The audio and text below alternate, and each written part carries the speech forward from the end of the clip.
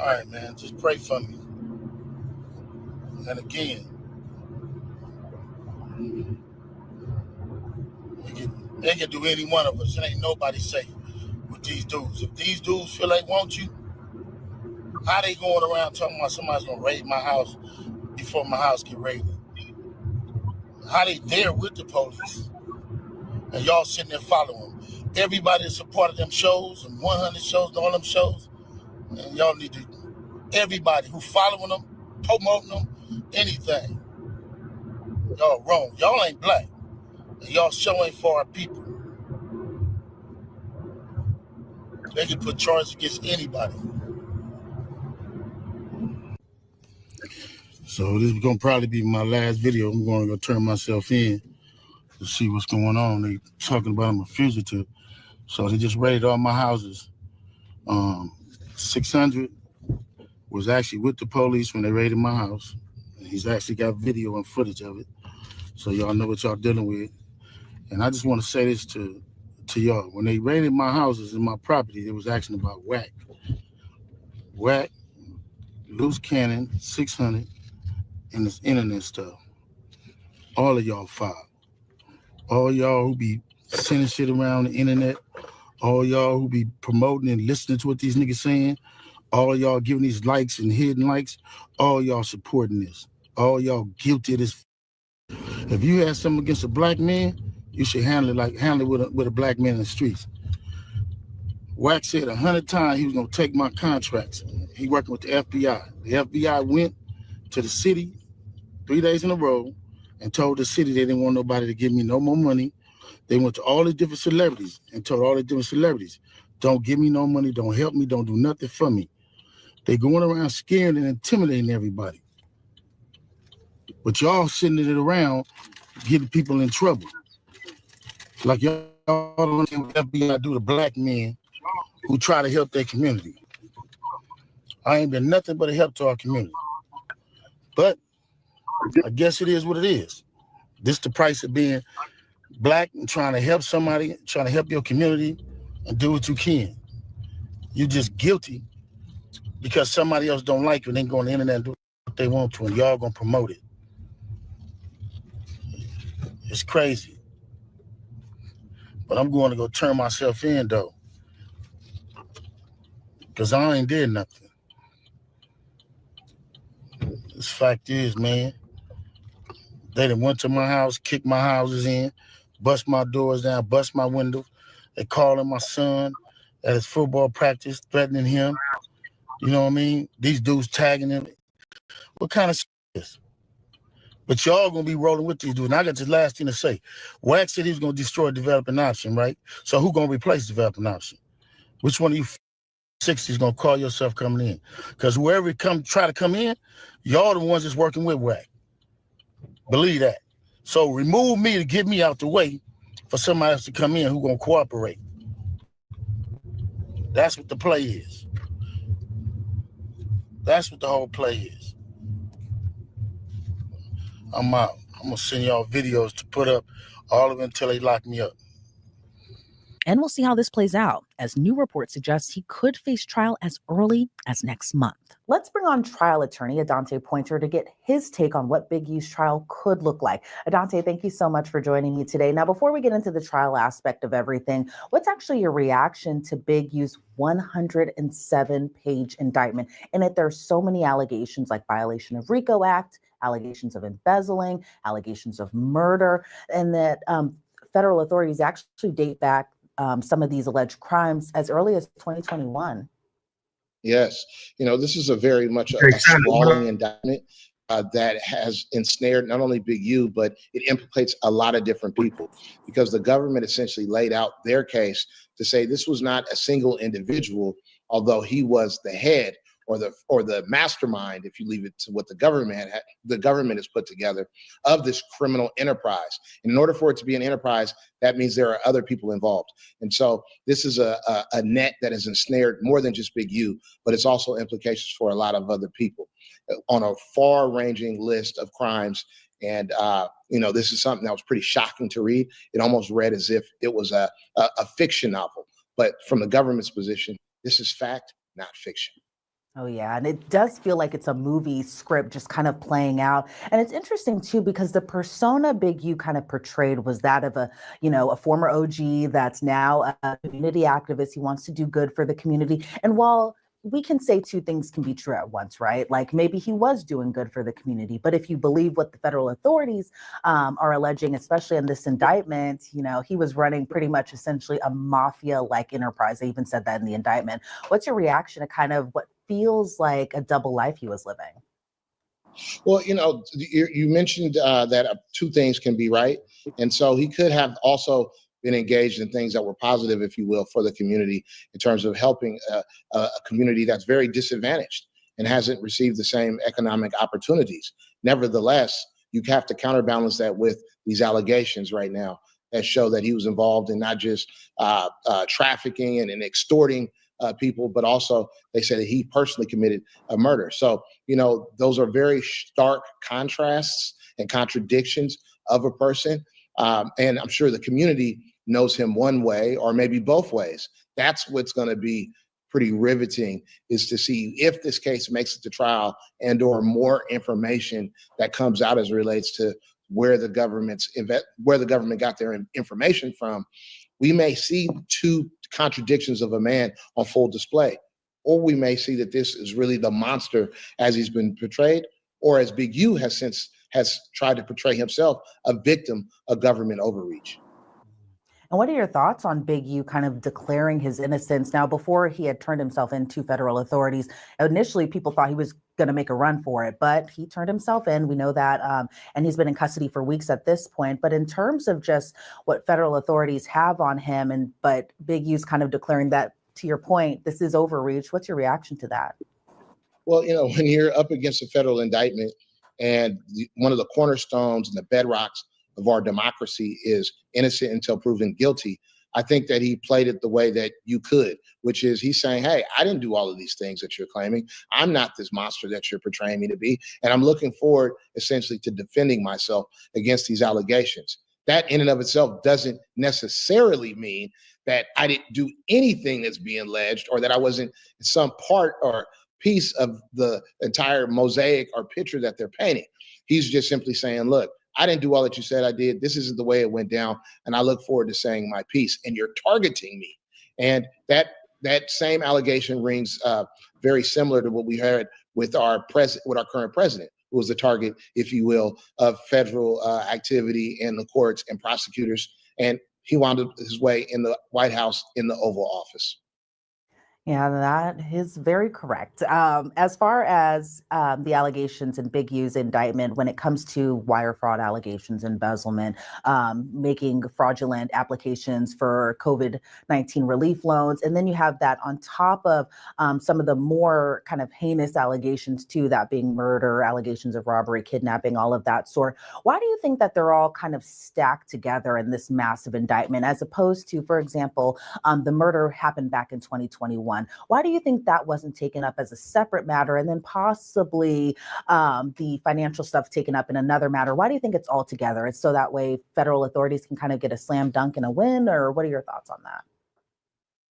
Typically, when you see the federal authorities or any prosecutor kind of lump together an assortment of crimes that range over an extended period of time, what they're looking at is the cumulative effect of the weight.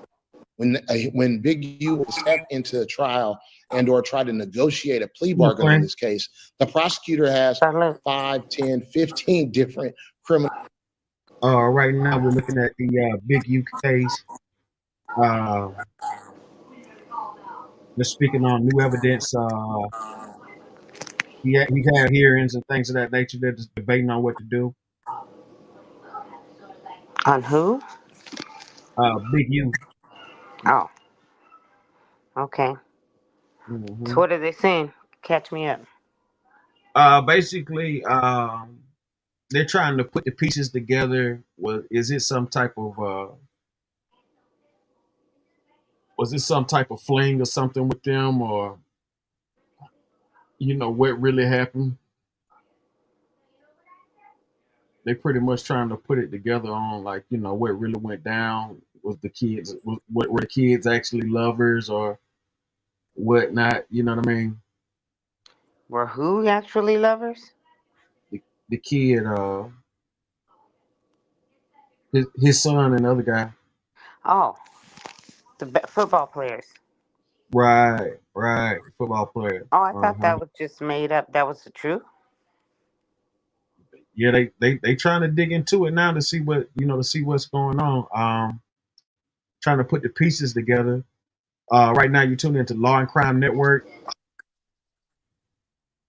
Shocking details. Miss Tia, salute. Shocking details uncovered in Crips leader Big U murder case. Criminal acts and violations to choose from to kind of to put him in a rock and a hard place, so to speak. And so what you see is they pile on is the term that the criminal defense attorneys use. We say you've piled on all these charges in order to make it that much more difficult for my client to fight for his freedom, and or if we were to go to trial, you paint such a negative picture by claiming all these different things. A jury is more likely to think, well, maybe not all of these things are true, but one of these things are true. And we might not agree on the most severe crime, but we can make a compromised verdict in terms of a jury agreeing on a charge or a conviction on something that's a little bit less serious, but yet carries devastating consequences in terms of prison time. Yeah, because he's facing life in prison, and not even just life in prison, a statutory max sentence of life in prison. What are your thoughts on whether or not this could be a possibility for him, especially given that, he had previously served time for a completely different separate matter. But in terms of just the punishment that he's facing, it is a lot of time. But what are your thoughts on it? Yeah. Federal charges and convictions come with heavy penalties. Why the weight of the federal government when it's leaning on you as a criminal defendant, or if you're the criminal defense attorney, is punishing?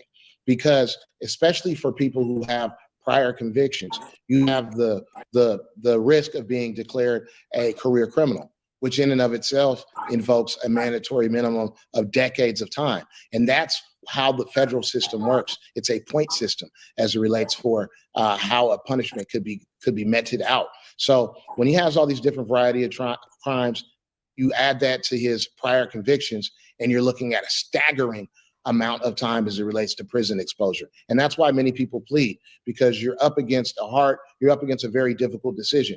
Do I risk what might be hundreds of years in prison, or do I take 10, 15, 20 years, which is still an amazing amount of time, but you still have an opportunity to come home and restart your life, versus 300 years, which is essentially a death sentence. Yeah, and that's why I'm kind of surprised that given this overwhelming amount of evidence, it seems like from federal prosecutors and from authorities, that I was a little surprised that Big U pleaded not guilty. Now, again, he maintains his innocence in all of this, but as in terms of him not going through with the plea, in this case, now going to trial, what's your reaction? What do you think it could look like? Well, he's going to have amount of time to review the federal government's evidence against him and try to challenge it, and then mount his own defense. At some point in time, as you mentioned, he will have to make the decision. Am I going to try to make a deal or accept an offer, or will I have to go to trial? Those are going to be heavy concerns and considerations for him to think through, because as we discussed, he's looking at an inordinate amount of time, and the federal government will give you that time. There's no question. So this will be a very difficult decision. And I think primarily it'll weigh upon the witnesses coming to court and cooperating. But that's actually a very common tactic of the federal government, is when you're facing a federal prosecution, oftentimes they already have the witnesses against you in the bag, so to speak, and they're cooperating, and they have sentences, and they have statements and interviews and recorded evidence. So oftentimes when you see a federal indictment, the federal government has already done the research. They've already done their homework, but that doesn't mean people do not beat these charges. That certainly can happen. So it's to be determined, as they say. And as far as the murder allegation, he's accused of murdering a rapper that was signed to his label. And the feds pretty much allege that he did this because this rapper, who we now know to be Rashawn Williams, recorded a diss track about Big U. Now, it's unclear whether or not Big U actually heard these lyrics prior to the shooting. But in terms of just the murder the murder allegation, what are your thoughts on this, especially given kind of the close nature that Big U allegedly had with the victim? once again, to read that allegation and to hear that he murdered a rapper that worked for him, that was on his recording label, that he actually was supposed to be looking out for and kind of shepherding through the entertainment industry, shot him allegedly in the face and left him for dead on the side of a highway, all because this rapper made a diss track or disrespected him in a song. Those are very shocking allegations and, heinous if proved true. And, it's something that you'd hate to hear happen to anyone, but over something as petty as a diss track is something that's just unimaginable to think about, the depravity of a person to do such a thing. So it's definitely a jaw-dropping headline. The question is it true? And what is the evidence to back it up? And so that remains to be seen. Yeah, and in terms of even just that, you also have this kind of other aspect to the entire case, and that's Big U's kind of way of raining this power down on LA. Me or my salute. Shout out to the chat and everybody tuning in. Miss T, Mocha Bird, Joe Solid. Everybody coming through, showing love. Hit that like button, hit that share button, hit that subscribe button. Black Dog in the building. What up, everybody? Infamous Truth Teller. All right. But yeah, this whole thing with Big U, he got on the camera and kind of just like, put it out there like, he's the man to see if you in LA. Right. And like everything that he did, it's backfiring now, but he had a good run. Like he made some money. Major money. Like they had a good run. Like, yeah, they had a really good run.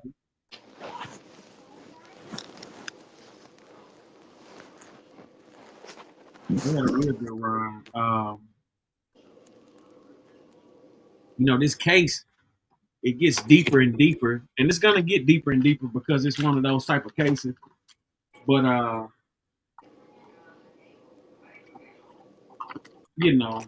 every dog he left a paper trail.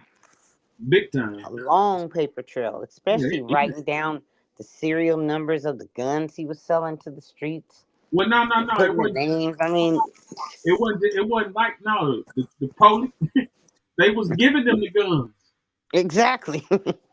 And he was setting everybody up with him. That shit sounds crazy. He up here claiming to be he up here some type of community activist, but he passing out guns. Exactly. And keeping inventory as to who he's giving them to. Yeah. And then forcing people to commit criminal acts in order to be affiliated with what he's doing. So he had something on everybody. So it was a no-win situation dealing with him. Pretty much. It's getting weirder and weirder as the days go by with this because you never know who's next to get popped, who's next to get jammed up. Like these people are, really about their issue when it comes to this. If you notice, like majority of the people who shot callers in prison, they the same. They came up around the same era he came up in, so the feds might need him more in prison. That's probably why they're trying to get him in there so bad, so he could be a comfort to the young Crips in there or something. To regulate. Mm-hmm. Yeah. Like I'm telling you, like he's not gonna have that kind of power because he's been doing some things on the street that you don't do. Those rules don't apply in prison. You don't do that kind of stuff. Well, it ain't just that. I don't even know if his paperwork will be able to fly like the way he had it set up. Some people might not take that take that too lightly. Like, you pretty much working with them people. Exactly. That's what I'm talking about. That's exactly what I'm talking about. Mm-hmm.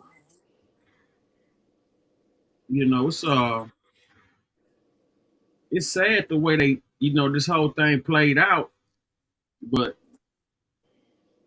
man, the way them niggas was up there talking in them interviews and shit. Like they was up there saying a whole lot. Hmm. Nigga said it wouldn't have been no death row. It wouldn't have been no death row records if I was out. How that sound now? Sound like that's gave Suge the ammunition he needed so he can get out by setting him up. It's all a big circle. I always felt like, you know, just looking at some of this shit now, man, it's like, was Whack 100 really sent out there to get rid of Suge and everybody? Like, you see what I'm saying? I mean, but that's how they operate. It ain't nothing new. Yeah, COINTELPRO. Come on. Same game, new names. Mm-hmm. They just didn't have the ability to think it out. Just like Frank Lucas. How are you that rich and you don't have a plan B? You don't have the money buried somewhere. You don't have the money put up. I mean, how do you do it? Mm-hmm. C-Mac, what's happening, man? You send the link out to my guys or what? Yeah, I did. You know what it is, though. Mm-hmm. C-Mac.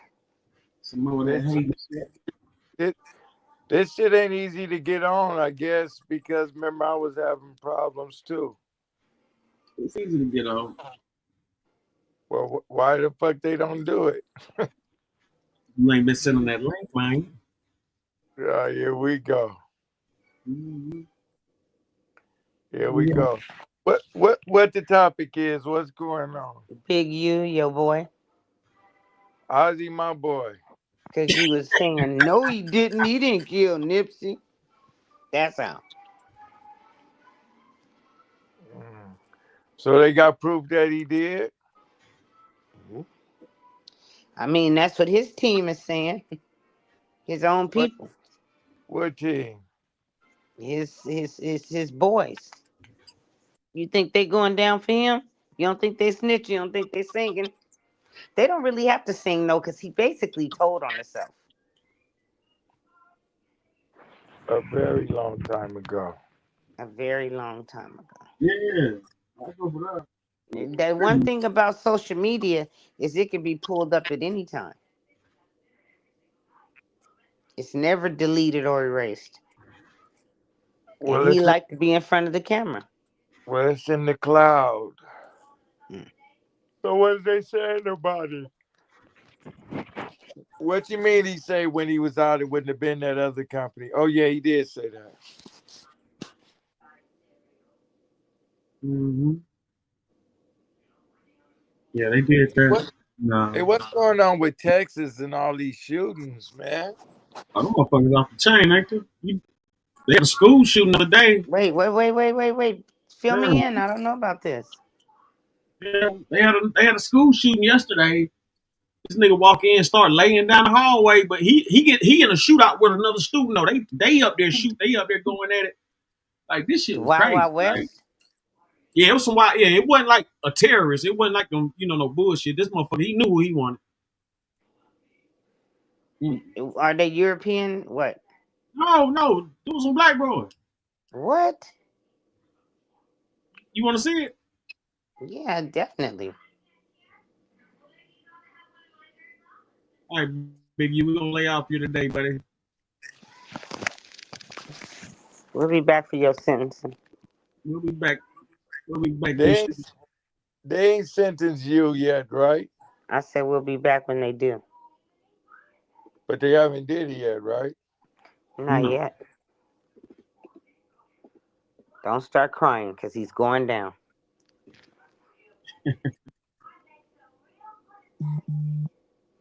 All right. We're going to play.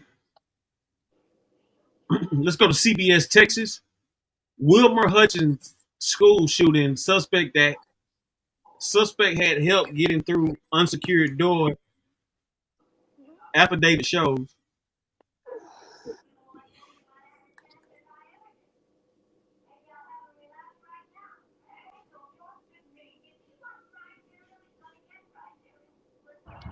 That video, as you know, documents the very moment all of this happened. We now know a confrontation between 4 to 5 students earlier prior to this shooting.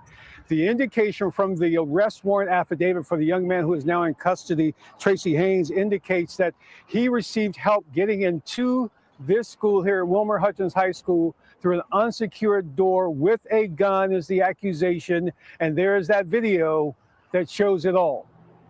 17-year-old Tracy Haynes remains in the Dallas County Jail on aggravated assault, mass shooting charges. Surveillance video from Wilmer Hutchins High School records the moments detectives say Haynes became an active shooter. In this video, he wears the hooded sweatshirt. Police say Haynes spots students in the hallway, then immediately starts shooting. 4 teenagers are injured from gunfire. What we won't show you, the gunman, police say, walks toward one student and attempts a point-blank shot. As a parent who lost a child to gun violence, I know the anxiety, I know the fear, and I felt that yesterday. The man who speaks for Wilmer Hutchins High on the Dallas School Board says too many students and their families have expressed concern over campus safety. Suspect Tracy Haynes is now the second teenager accused of opening fire inside that high school within the past year. Johnson today said gun access on campus, kids bypassing security detection systems at Wilmer Hutchins, as many fearful to send students back to the school. If it was me, I would say no. They're fearful, and rightfully so. Emotionally, they're hurt. They're scared. They don't know what to expect. Tuesday night, street bloggers smashed the topic, recorded suspect Haynes being turned over to authorities. Crime intervention specialist Anton Lucky received a call from Haynes' guardian. I had one of my team members pray over the family, and then we began to talk to the detectives about how we were taking him to Loose Sterry Justice Center to turn himself in. One other component with all of this in terms of investigation of this shooting in and of itself, they want to also find the teenager who allegedly helped that alleged gunman back into this school with that weapon. That too part of this investigation. And again, all of those individuals who were shot, none of those injuries are life-threatening. The emotional impact for hundreds of kids inside this school is real because, as we mentioned, this is not the first time this has happened. Reporting live, Steve Pickett, CBS News, Texas. All right, let's go to let's hold on one second, see Mike. I got one more clip. Let's go to no, go ahead, see Mike. I'm gonna pull this clip up. Why is so much happening in Texas? Is the laws lenient there? What's happening? Man, I'm gonna tell you something. On everything I know, man. I think it's so many wannabe stars and shit like that. Like, you know, like it's so many lost souls out there. Cause I've been having a lot of complications out that way too. You know, just dealing with, you know what I'm saying, just like sorry, trash ass nigga, like individual type people. So I think it's really more of a low standard. Like the bar ain't been raised out there as far as quality. Like they still on, from what I'm seeing, they still, a lot of these people still on like 1980, 1990 gangbanging time. Oh. It's 2025. You know what I'm saying? Now, there's some real motherfuckers out there. Don't get it fucked up. I'm definitely not going that far to say that it ain't no solid niggas. But as far as this online shit and a lot of activity going on, like 90% of these niggas is fuck niggas. Like 95, 90, 99%. Like it's a whole lot of bitch niggas up here from Texas. You know what I'm saying? Local bird up here right now talking about a bitch nigga from Texas. You know what I'm saying? There's somebody business. So it's like Texas just got a bunch of goddamn wanna be famous, wanna be stars. A lot of them niggas ain't never put the work in like that. So they wanna latch on to a motherfucker who has. You know what I'm saying? And so it's a lot of backdoor and backs. It's a lot of jealous ass niggas, man. That's how, I mean, it ain't, listen, California got strict laws. So you don't really have as many clowns as you got. These motherfuckers in Texas, I don't know what it is, man. Like, you know, all I can do is give you a bunch of scenarios, and I got a million of them. I got hundreds of scenarios with these trash ass, bitch ass niggas, man. And I'm talking about on all kind of levels. Like, I'm talking about motherfuckers, you know, late 40s, 50s, you know, gang banging and you know, joining gangs and shit like that, claiming gangs and stuff. Like, you know, just like, and I ain't talking about like, like really like authentic shit. I'm talking about these niggas. It's a lot of shit, man. It's a lot of shit, bro. Like, it's a lot of shit I can go on with this. But like, Texas needs some programs or something out there. They need something. Because everything hey, is happening out there.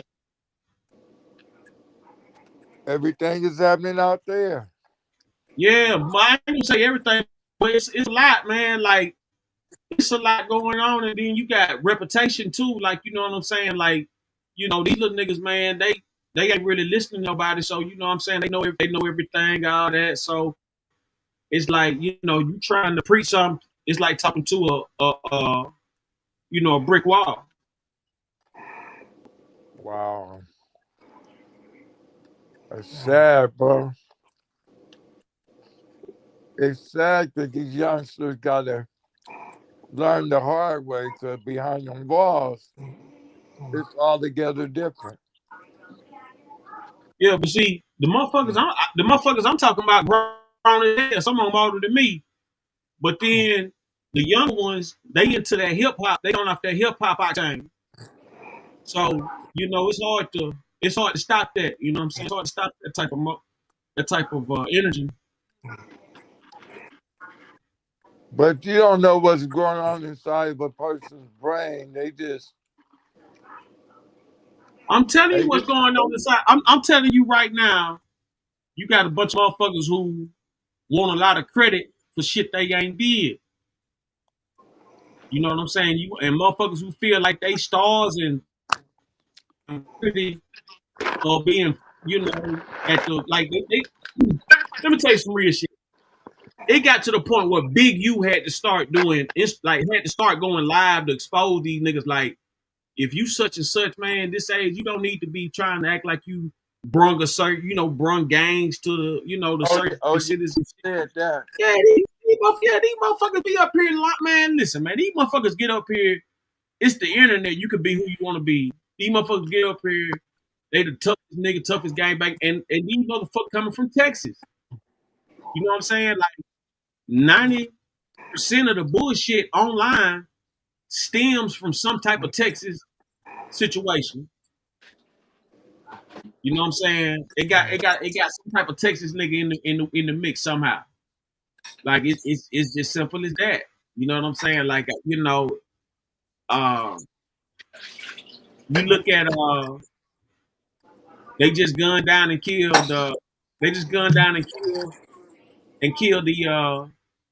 killed the little girl with the rapper. Yeah. Was that Texas? Yeah. Same city this shit in. Oh yeah, that was Texas. Yeah. They just killed the rapper and his daughter at the car wash. Yeah, that was Texas. Yeah. That's crazy, man. Crazy, crazy, crazy. Yeah. So what the youngsters don't realize, uh-huh. what the youngsters don't realize, you don't get a gun in jail. It's all hands. And if you can't fight, you're going to get beat up every day. That's a fact. I'm gonna tell you something. Them little motherfuckers being there on suicide watch, they can't get to no gun. I'm telling you what's up. I done seen it. Yeah, I hear you. I done seen it go down. Yeah, we hear you. Yeah. We hear you. Yeah. Yeah, man, we hear you. All right, I'm gonna go to the video. You don't get a gun in jail, so it's all 17-year-old 17-year-old Tracy Haynes, the suspect in the Dallas school shooting that left 4 students injured, has turned himself in. He was accompanied by his parents, who advised him not to say a single word without attorney present. You're good, man. Come on, Tracy. You gotta get go. You gotta go. Stop. They try to get the media out of your face. I got him. Yeah, you good. Stop. Stop. Stop. Stop. All right. You know, I don't like Let them know. you keep your mouth They come closed. talk to you. They want to talk to your attorney. You understand? Thank you. When they send them little snitches and now to talk to you, you don't talk to nobody. What you say, Lord? Father God, right now in your name, I'm asking you to keep him safe. Keep him protected, Father God. Keep him with nothing of you, Father God. Nothing covers him. Nothing touches him, Father God.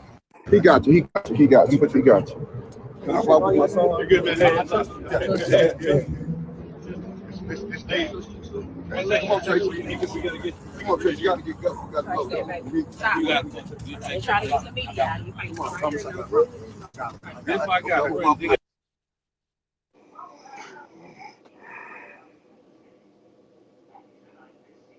You're good, man. It's dangerous. Come on, Tracy. Come on, Tracy. You gotta get go. You gotta go. Stop. He got you. He got you. He got you. He got you. Can I walk with my son? You're good, man. It's dangerous. Come on, Tracy. Come on, Tracy. You gotta get go. You gotta go. Stop. They try to get the You media gotta shake your hands. I got him. Yeah, he got you.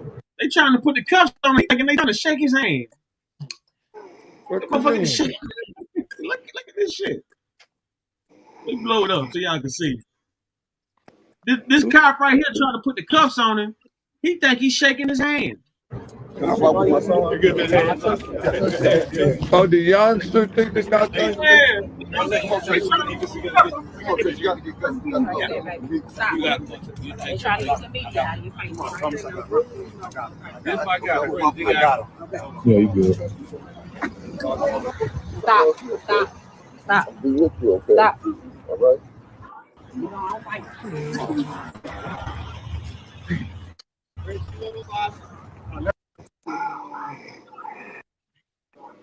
Yeah. Yeah, it was out there in the DFW area. But what gets me, he's not drunk or high or none of that. Man, dude was 17 years old, man. He was off adrenaline. But now he's gonna be in prison for about 30 years. That nigga might get a 40 piece off a school shooting. He's gonna get 30 automatic. Yeah, didn't nobody die. I think they gonna give him 40, he gonna do 20, some shit like that. No, he's gonna do longer than that. No, he only 17. They don't care. He's an adult now.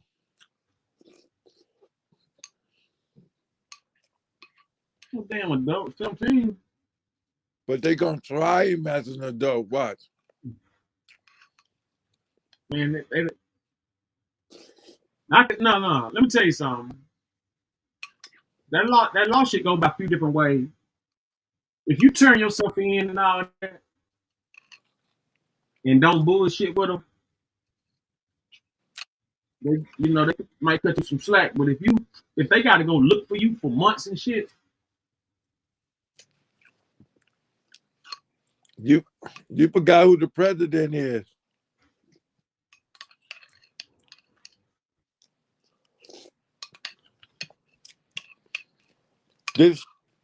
This case still come across his desk. You feel me? the what now? This case still comes across the President of the United States desk.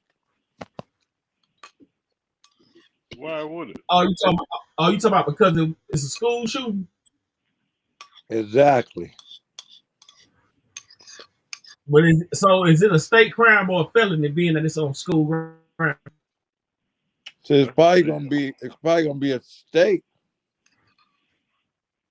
If it's state, Donald Trump don't have nothing to do with it. Yeah, he only deal with federal. What I'm saying is, being that it's on school ground, is it gonna be a fed case or a state case? No, it's a state case that carries a maximum of 20 years. Okay. But they gonna probably add on it. But 4 people got hit, so they gonna probably add that to it. Oh, yeah, that's true. He didn't kill nobody though, but it was 4 people injured. But it's still attempted manslaughter. Yeah.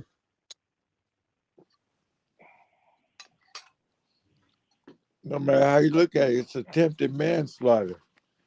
But what they looking at not something that could be attempt. You could attempt murder. You can't attempt manslaughter. Yeah, attempted murder. Yeah.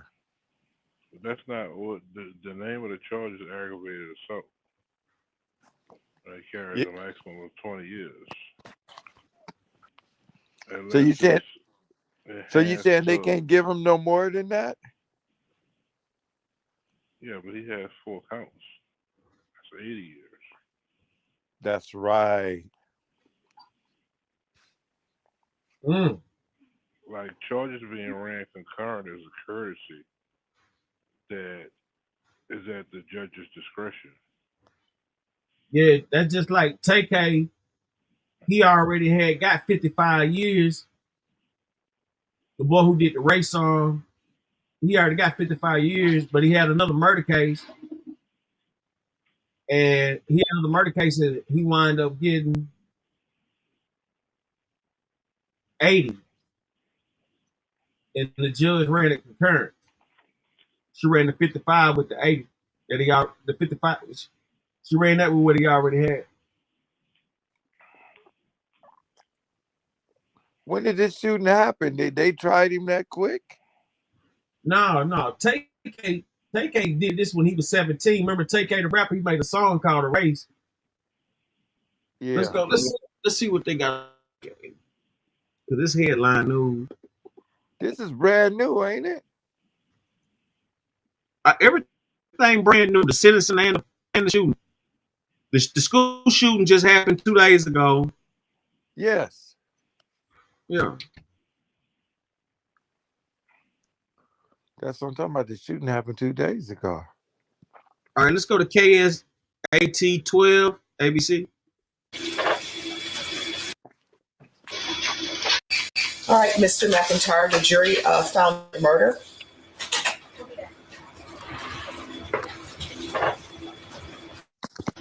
Your punishment is to be assessed at 80 years in the prison.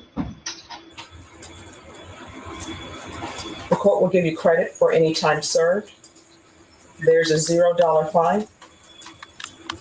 And with regards to the other offense, State, are you requesting that to be stacked? Yes, we are, Your Honor.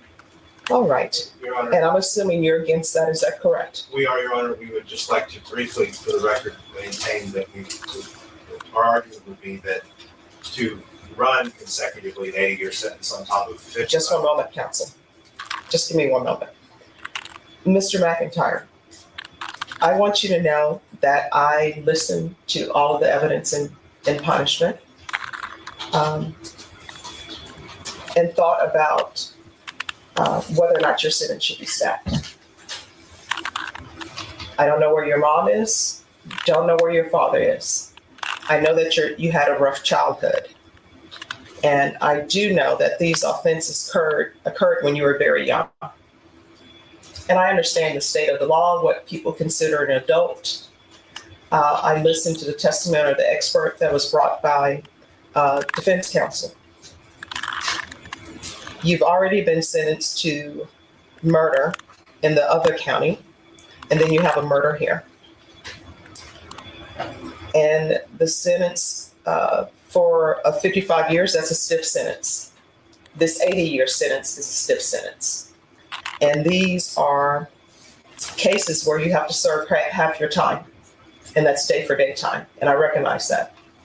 Hopefully you will grow, but based upon his age, based upon the number of years that he has received out of Tarrant County and the number of years that he's received here, based upon his history and the lack of any type of good parent. Who is that? That's the dude. That's Tay-K 47. Remember the dude had the song The Race? You remember that song The Race with the dude who he did all the crime and then he went on the run. Oh, he's a rapper? Yeah. And thought about whether or not your sentence should be stacked. I don't know where your mom is. Don't know where your father is. I know that you had a rough childhood. And I do know that these offenses occurred when you were very young. And I understand the state of the law, what people consider an adult. I listened to the testimony of the expert that was brought by defense counsel. You've already been sentenced to murder in the other county, and then you have a murder here. And the sentence for 55 years, that's a stiff sentence. This 80-year sentence is a stiff sentence. And these are cases where you have to serve half your time, and that's day for day time. And I recognize that. Hopefully you will grow, but based upon his age, based upon the number of years that he has received out of Tarrant County and the number of years that he's received here, based upon his history and the lack of any type of good parenting. From what I can tell, his mother wasn't a good parent to him. His father wasn't a good parent to him. Child Protective Services was not good. And if you believe the testimony, I don't know why Child Protective Services would place children back with a father who put the children's mother in the hospital. Is there something else that needs to be done with our society? Yes. Is more money needed for Child Protective Services and their workers? Yes. And I do realize that while this is a lot of time, and I tell people all the time, any time that you do in custody is a lot of time. But by that same token, you're still alive. And what the state has said is true. You're still alive. You can still better yourself. If you end up in prison for the rest of your life, you're still alive. You still can improve yourself. Your family can still visit you. But the complainant in this case is deceased. And you need to internalize that the complainant in this case is deceased and that his family is never going to see him again. So you're going to have to make changes.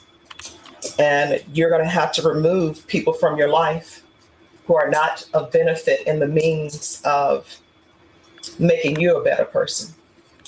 And I do understand that sometimes people will go to prison.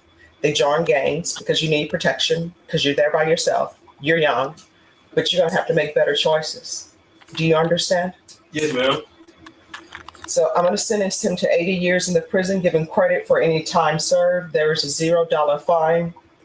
This will run concurrent with 1511547D. He calm as shit. Why is he so calm? This is second murder case. But he's super calm. So he's been in jail before. Nah, I just told you. When he was 17, he did some crimes. He went on the run. He was wanted by the FBI. He was like really wanted by the FBI. They was looking for him. It was all over the news, all over the place. So he recorded himself on the run, and it went viral. The song went viral. Okay. Okay. Oh yeah, I remember that. Yeah, he's the only he's like the only rapper to ever go platinum without performing. So this cat is trying to be like him. Is this cat a rapper? I don't know who this guy is. Nah, he just somebody who went, you know what I'm saying, who had an issue with somebody.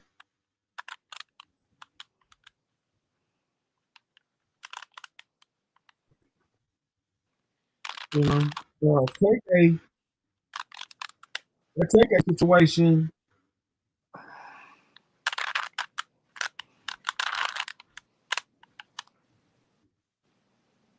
You know, that take a situation. You know, it's a different deal. Man, I don't know what these young cats thinking. I don't know what my young cousin was thinking, man. I don't get it. Mm-hmm. I just Check don't this get out right here. Let's see what they say. Mr. McIntyre, the jury found you guilty of murder.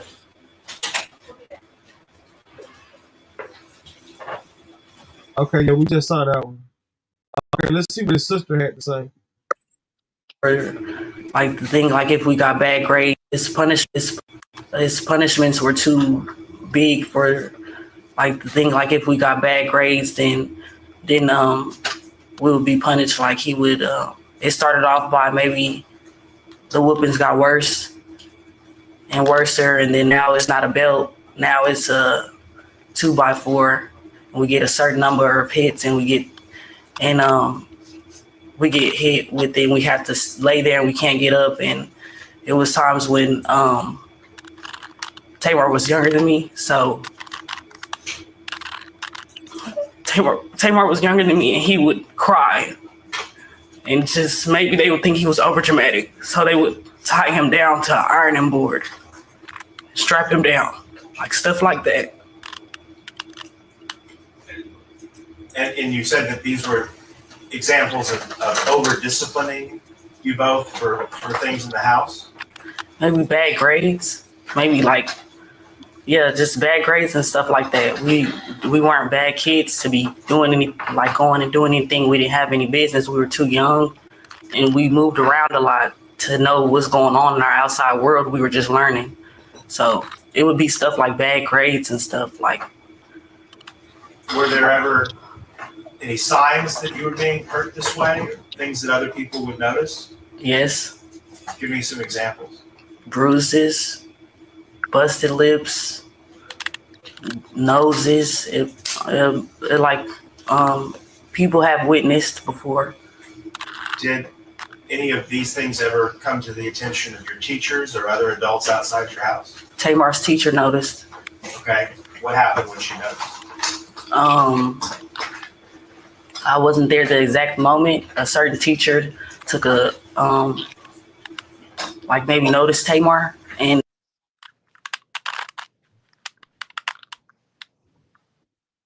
But even not there, you there?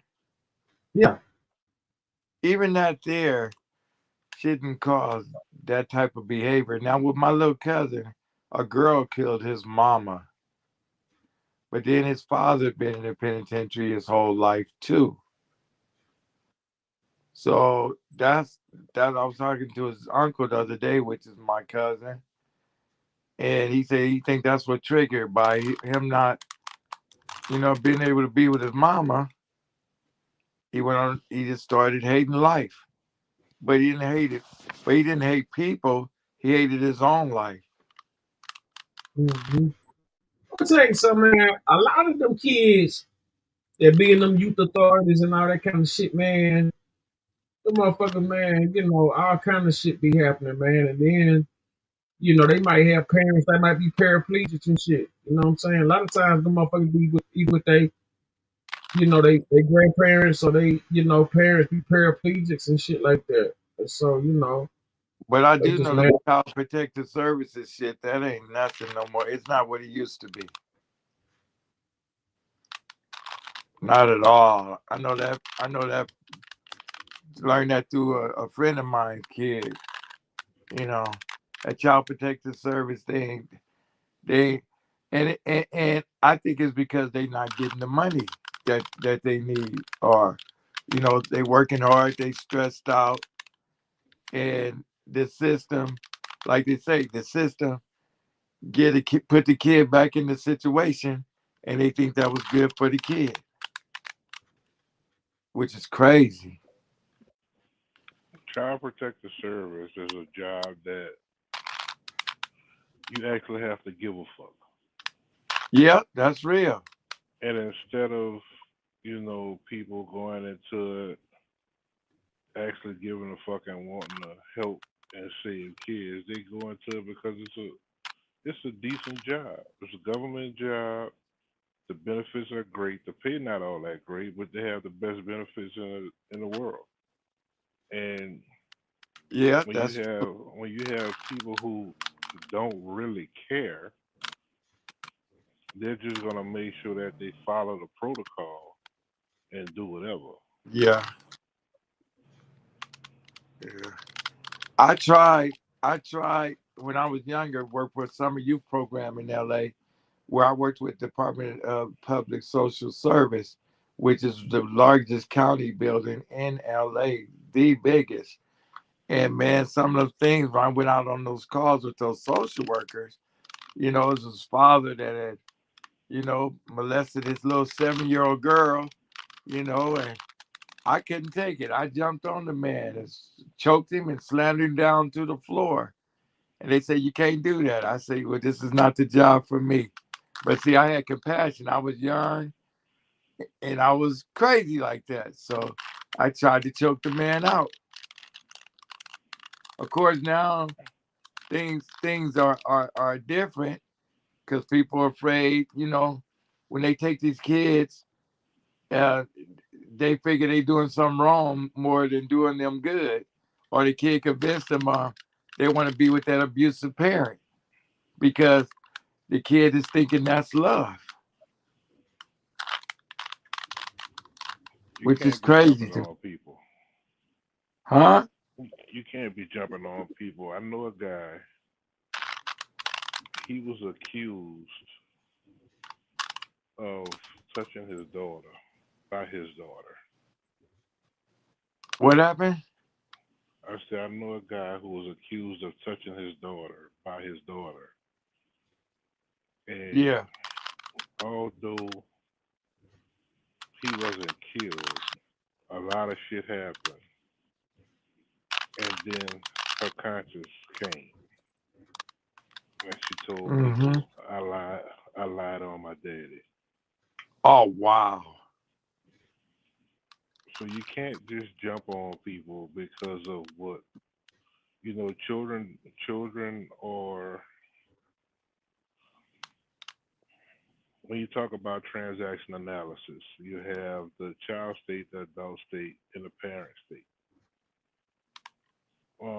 In the child, you have something called a little professor. That's the one that's going to lie, steal, and do whatever it is to get what it is that they want. Yeah. So the daughter was running over the mother. The parents were not together.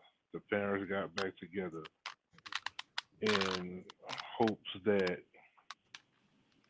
it would curb whatever the daughter was doing to the mother. It did. And she didn't like that. So she looked for a way to get rid of her father so that she could go back to running over her mother. Wow. Kids do that. Wow. And to this day, you still have some people that say, I think he did it. And I'm like, how can you think that he did it after the girl said that she lied on him? So it's like we get into a state of victimizing and villainizing. Yeah. And in this particular case, we mixed that up. The father was actually the victim of the daughter's words because they fucked over this dude. Yeah, that's crazy. They didn't kill him, but they fucked over him. Yeah, I mean, just having that bullshit attached to your name, you know what I'm saying, is, that's why Jay-Z, tripping like that. You know what I'm saying? The motherfuckers sit up there, put that type of charge on him. Then they drop that shit on his daughter's 13th birthday. So it's like, Jay-Z got charges right now or no? I mean, he done got them people to drop all that shit, but they was looking at that shit, man. Yeah.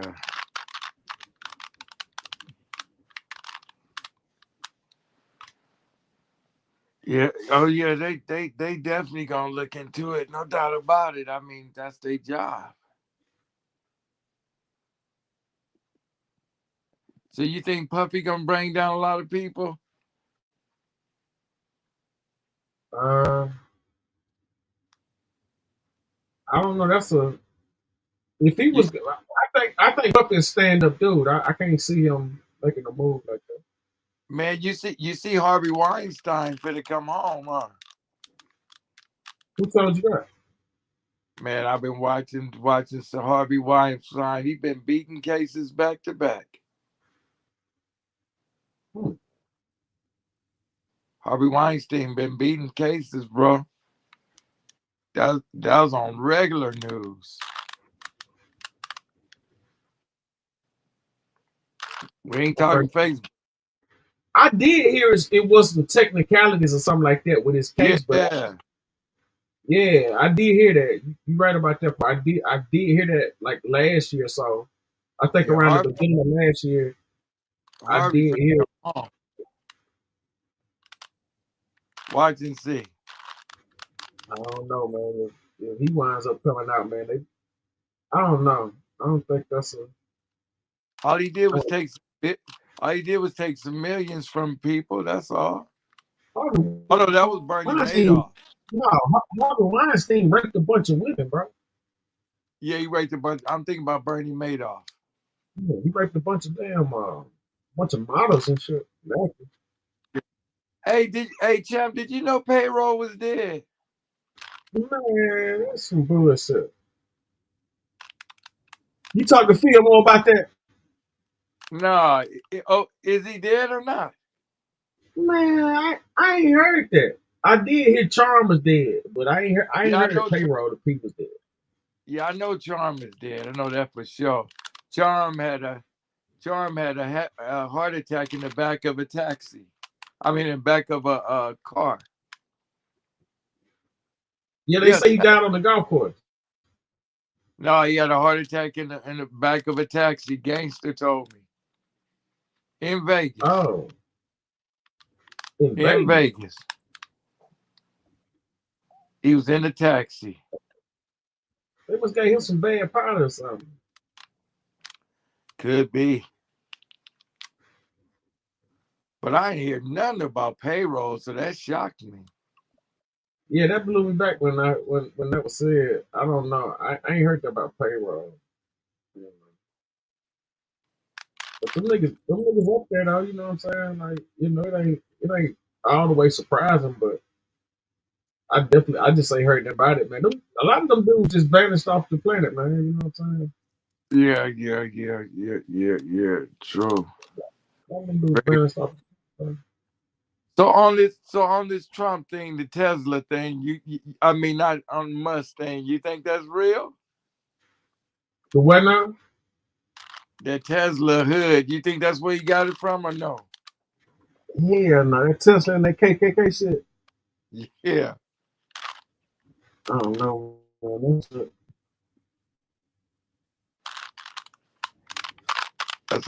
That's a hell of a coincidence, man. Yeah, let's see what they got. I mean, they're coming with evidence, like the streets are talking. The Queen woke up. She had to take a nap. I heard you snoring, Queen. You didn't hear me snoring over the lion thing. You are so weird.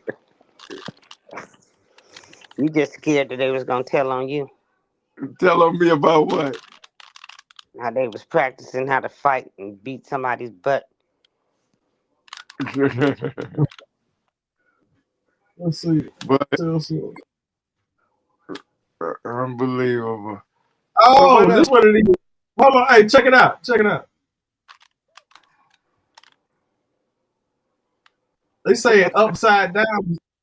Upside down is the KKK. Get the fuck out of here. I never, like I said, visualizing upside down and still it makes sense. Now seeing it upside down, damn. You see this shit? Let me go find a real symbol. I'm gonna go see. Hey, somebody sent me one with the symbol talking. What? Yeah, I think They it's knew who to send it AI. to. I think that shit's some AI shit. I gotta look at AI. It might be publicity.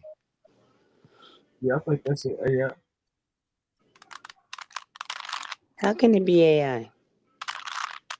AI does a lot. No surprise. The grifter is grifting again. Apparently, Tesla odometers run at 2 or 3 times the speed. Why? So that they don't have to pay for car repairs. So that by the time you bring it in, your mileage is over your warranty. This is very low IQ behavior. I don't know why they hating on Tesla like that. Let me see. You got to talk to Elon Musk about this. I'm a big time. But with them saying that, you know what could happen? What? What if some white man take his symbol and turn it upside down on his car?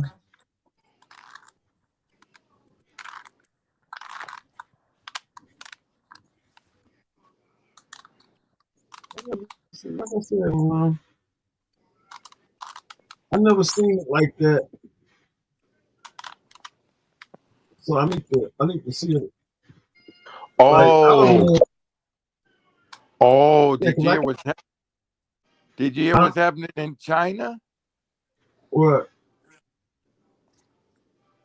They told US all the Louis and the Gucci and the Versace. Yeah. They talking about the knockoffs and everything like that, man.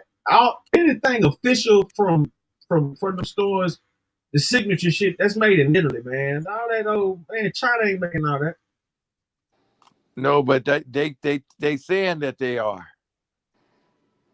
Man, listen, China make knockoffs. That's what I thought. Yeah, but that's you know, it. There is a. If I find out all this motherfucking shit I got come from, you know what I'm saying? If they false advertising, man, that's infringement. That's infringement sales and shit. I can sue them. Yeah, but China is that what China 95% of Gucci and all this stuff is made in Italy, but they do have a market. They do have a friendship with the Chinese, with the Asian, but it's nothing like you'll know if it's made in China. But did the agents come out and say it?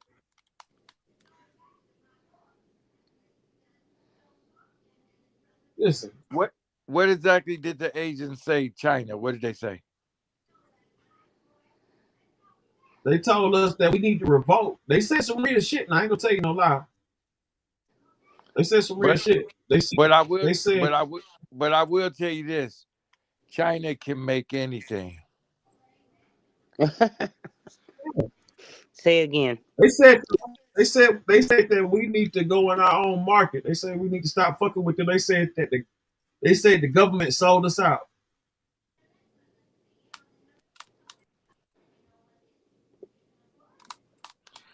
That's why, like last year, Temu outsold Amazon.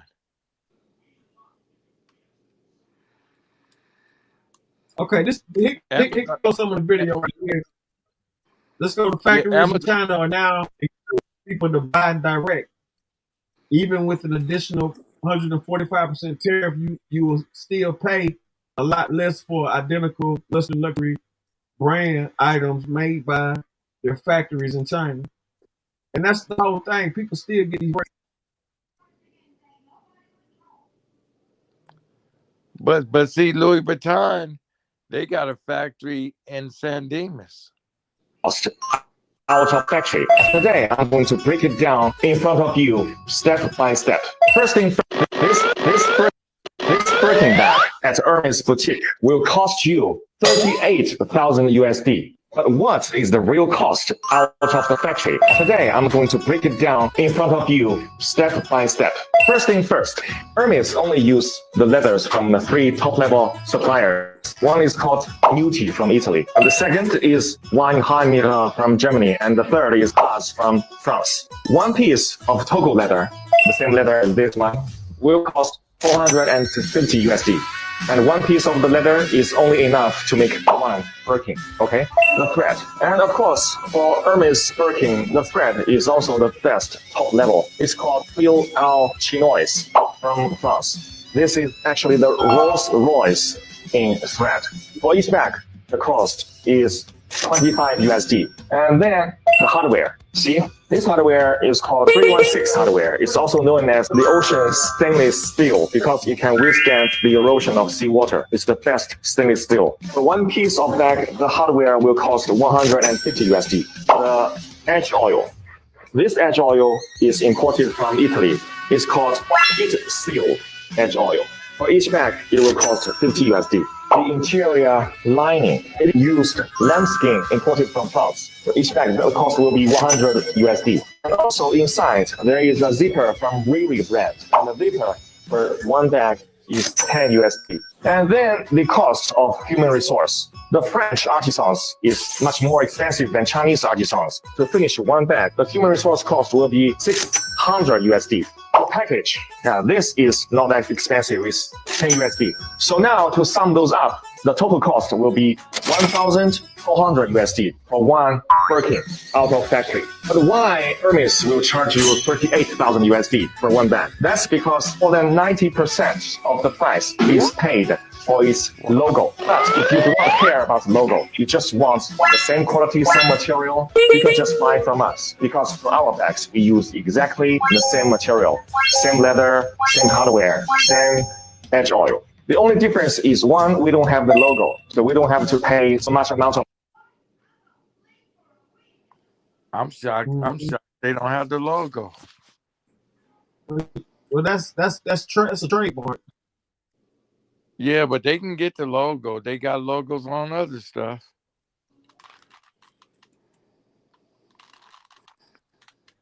All right, downtown. Go to say what now? Downtown LA, they got a whole sidewalk of this the fake stuff. They have the logo. The fashion. Yeah, any popping city, they gonna have it. You know what I'm saying? Well, that stuff got the logo on it downtown. Because they have the logo in China, but they cannot say that they have the logo. Yeah, that's a different logo. That logo looking that's just like the fake Jordans. The booty stick out in the fake Jordans. Hey, you getting the Shaqs instead of the Jordans. Yeah, you getting the goddamn Buffy the Bodies. Motherfucker, they got their Jack, their Shaq. I mean, Jordan be dunking. You know, he got his legs open. You know, whatever. Man, them fake Jordans. He got a big old ass out there, motherfucker. Man, like a damn Black Widow or something.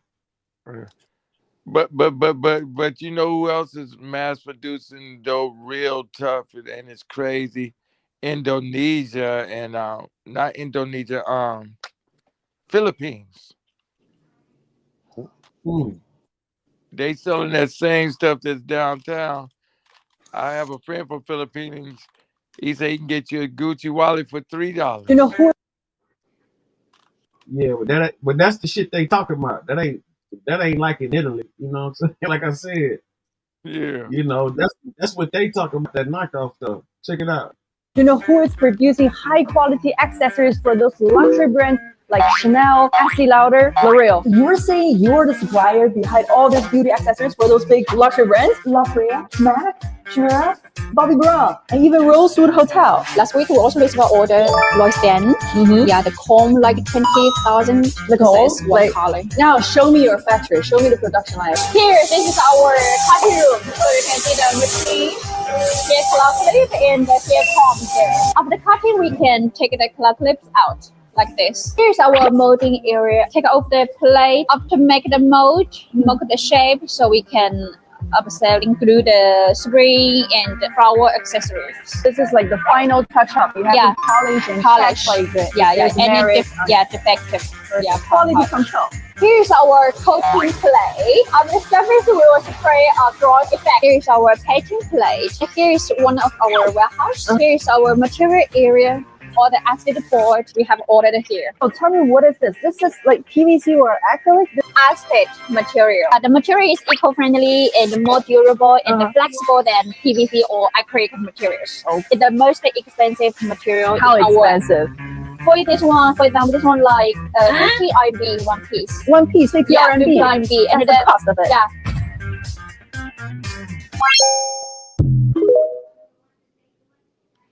Wow. Yeah, China is cold, man. They have made this truck. It was no, it's Japanese. Japanese. They have made this truck look identical to a Rolls Royce Colin, and it was convertible, and it was a Toyota. I couldn't believe it. Identical. Only thing different was it had a Toyota symbol. I don't think they'll ever bring it out, but when I saw that, it blew my mind. Check this out. Feel cheaper? No, that's not quality issue. It's luck. You're made in Italy, Gucci, 80% come from Chinese factory. They just add the logo in Europe to make you pay the price of 10 times. Wow. Close your eyes. If your hammer says made in China, does it feel cheaper? No, that's no quality issue. It's luxury brand washing. Fun fact, the hand stitching your product, 42% are Chinese artisans. We don't do cheap. We do underrated luxury. Why pay 2,000 Europe for Parisian air? Same leather, same craft, just without the European fairy tale facts. Be a luxury rebel. You can shop on Chinese platforms such as Taobao, 1688, Tianmao, Jingdong. You can even go directly to Guangzhou, Yiwu, Quanzhou, Wenzhou to buy. Don't know how to buy, how to pay, or arrange delivery? Just PM me. GoNest to provide free shopping guidance and shipping services for you. Wow. That's deep, man. That is deep. The Jetsons for real.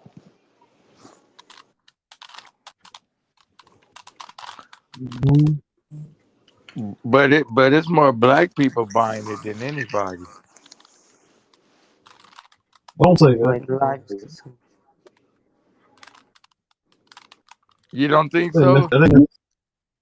I mean, we definitely put a huge amount in there, but you know, every race, you know what I'm saying, spend money if they got it.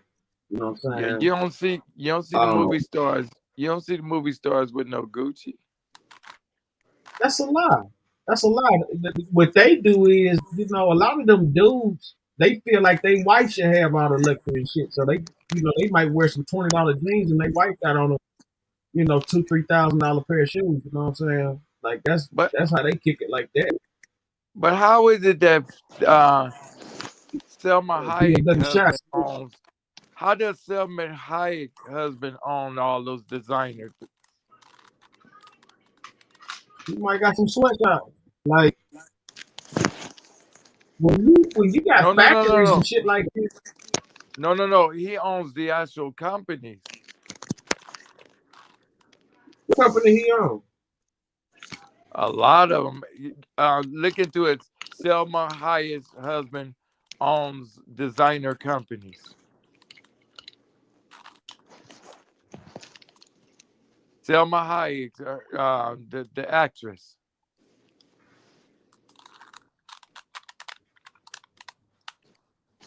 Somebody said China has the expertise and they stole enough intellectual property to produce anything. Okay. Yeah, that's the whole thing about it. Basically what China's saying is, you know, you can buy directly from us and we'll give you something similar or better. You know what I'm saying? And they tired and with this tariff, they tired of being labeled like this cheap labor. Like we're not cheap labor. They tired of being labeled like cheap people. Just not cheap quality, but cheap people. Like they definitely heated about this. That tariff pissed off a lot of people. Tariff shit pissed off a lot of people. Let me shot some bro. Yo, what's good? What's good? Yo, peace to the panel. What up, everybody? Yeah, yo, China can reproduce anything, man. They got it. And I saw that same thing earlier.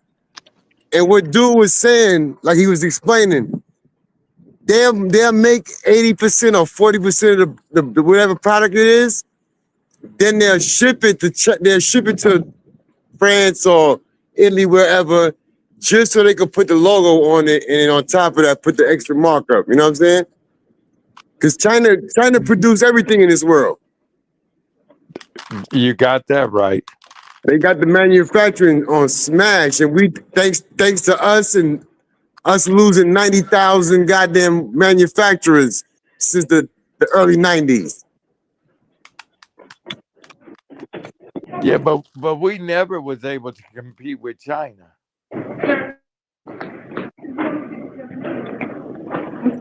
No worries. The top to the left, like the I would think it wasn't no competition with China. It was You're fully done?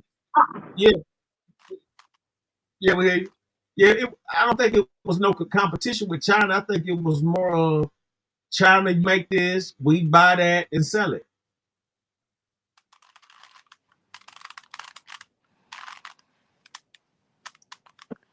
Yeah, like you said, but you got to figure But didn't America make their money when they off produce of utilizing everything. the cheap labor in China? You got to remember, China got real technology. Like they can reproduce. They can build whole cities in a month. Yeah. So their technology's at another level. It might be cheaper, but it's not really cheaper when you think about it, because they're using slave labor. Mm-hmm. And that's what and that's why they were saying that being that they got this tariff going on, they gonna stop arresting those sweatshop workers. What you mean here in the States? Yeah, because what China was doing was China was having a crackdown on those knockoff manufacturing companies that had the sweatshops inside that, you know, under the ground and shit. They was knocking them people off and throwing them in jail. Now China's saying that they're not gonna find them no more. Yeah, because that's part of their whole strategy. They're going to also build a bunch of factories and then start flooding the world market with a bunch of cheap products. It's about to be crazy. But they on it. Like I said, they can build a whole city in a month. Imagine what they could do with a few factories. Let me tell you something. Anytime anything major gets shut down by the government, all that shit do is it crank up the underworld to get paid. If There you go. If they stop selling liquor right now, you can't buy liquor no more all year. That shit ain't gonna do nothing but turn a lot of houses into a bunch of speakeasies and shit.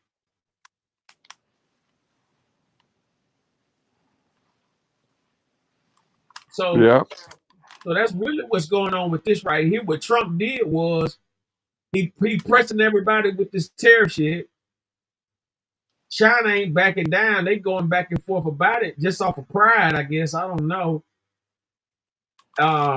So in the midst of all that, China is very prideful, and Japan. Oh my goodness. yeah. So Are that's they really prideful, or are they prideful, or are they prepared? And No, but America can't, and America can't stop them. no, but they always have their honor is their pride. I mean, they're a high honor country, especially the Japanese, man.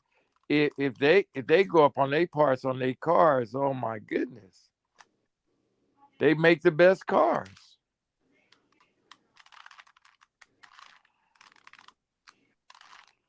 Nothing like a Japanese car, nothing in the world. You don't like those German-made cars? I don't know. Japanese are the best. I think Mercedes the best thing going, man. No, they not. I don't know, When it comes to man. quality? Yeah, I don't know, man. I think, Japanese. hey, listen, Nothing beats a Toyota. if you want to drive to the sun and back and back to Earth, you know, get you a Toyota or something or Honda or something like that, and you can drive forever. But you know, I know how this game go, man. But if you want the luxury, yeah, if you want stability and safety, I done been in quite a few accidents, man, and I know Mercedes, they hold their end of the bargain. Your and girl, their value. I'm trying to tell you that German craftsmanship can't beat it. Fuck what they talking about. Okay. Yeah, man, Exactly. Mercedes is on point. I'm telling you what I know. Wait a minute. In my life a few times. Hey, your girl that ran through and killed them families in a Brea in that car crash and didn't get a scratch on her. She was in a Mercedes. Come on. Well, yo, my train coming, people. Yo, appreciate you, Roni. You already know. If y'all up on the other, when I get on the other side, I'm gonna come back up. Appreciate you. You already know. Peace and love. Peace and love. You already got it, Queen. Peace. Peace. Did we ever hear from Keys? You know, it got bad, man.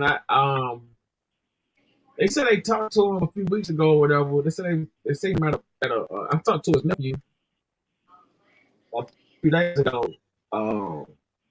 He said he seen him about 2 weeks ago or something like that.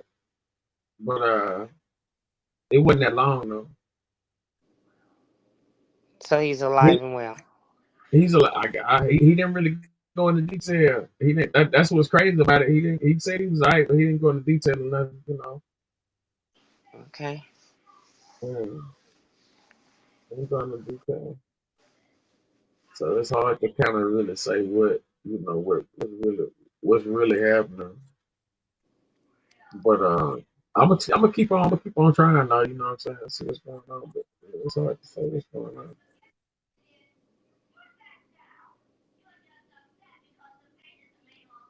Facto, stop hustling and join the convo. Mm-hmm. Yeah, it's a let's see. You've got game. This is actually insane. So Chinese government has removed the confidentiality clause with luxury brands and Chinese manufacturers. So now what's happening is all the Chinese producers are coming out and they're telling the world that they make all the stuff that we think is luxury and pay an ultimate price for. They're even adding their own URLs and where to buy directly from them instead of going to these so-called luxury brands. Apparently everything is being made in China and then they're shipped to Europe for the finishing touches. So what they're saying is, this is our work. We made this. Hermes just put their name on it and added 5 zeros.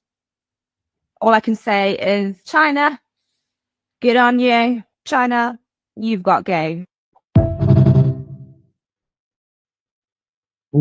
This is actually insane. So Chinese government has removed the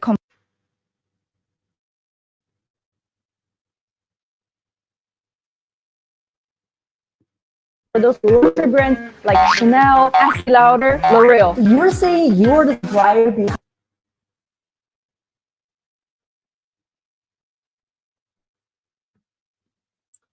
Yeah, so there's a lot going on with that. You know, they got different, different takes. I know for a fact, when it comes to quality and stuff like that,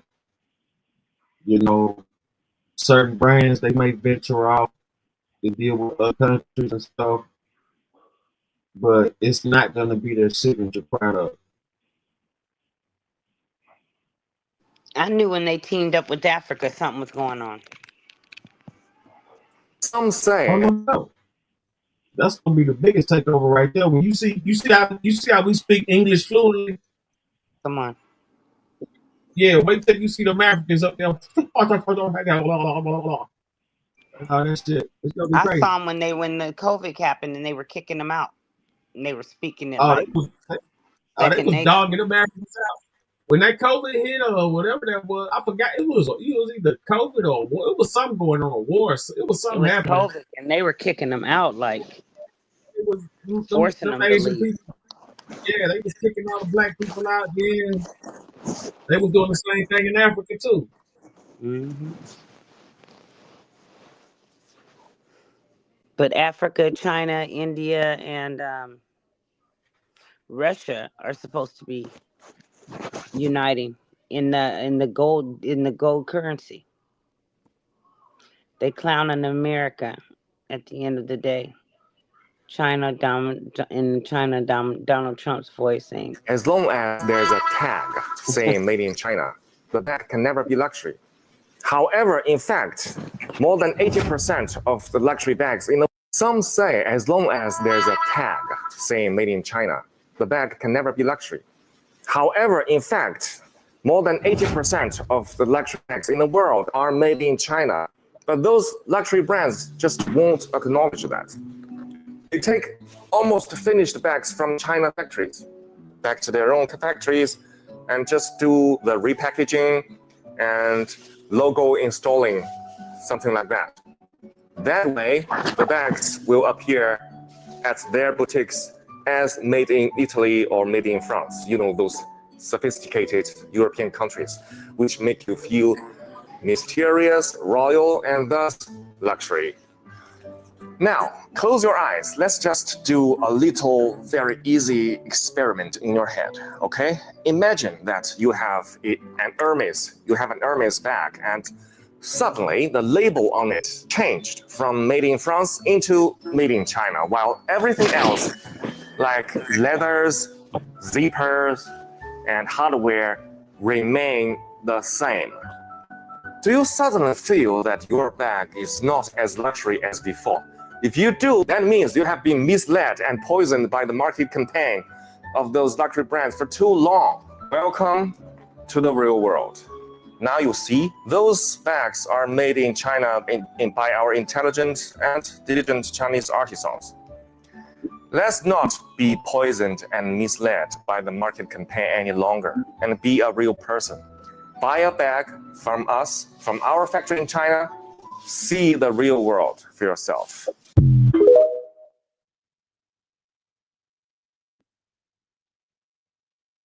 That's deep. but we're talking more than just bags. Just a few years ago, they banned China from making our baby food because they were putting female hormones into the food, and we're producing. Look what we're producing from it. So it's a lot more than just bags that China's producing for America.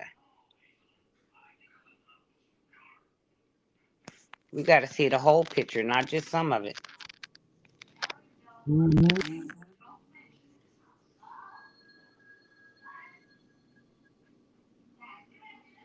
A lot of the foods that they feed us in the United States, a lot of the ingredients are banned in other countries.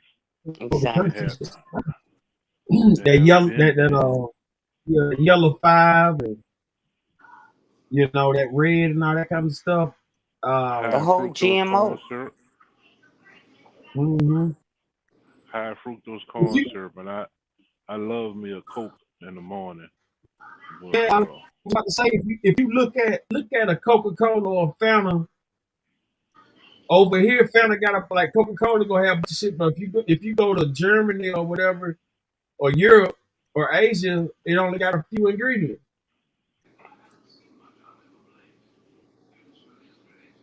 because all of those food colorants and additives and Or preservatives are cancer. banned. You know, they say they cancer.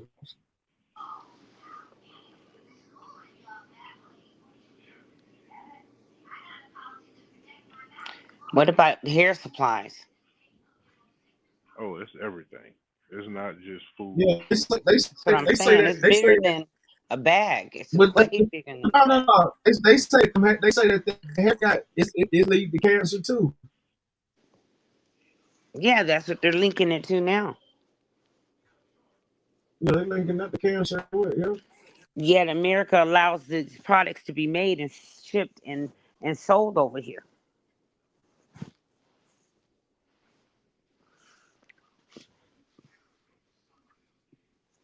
Is it part of the plan?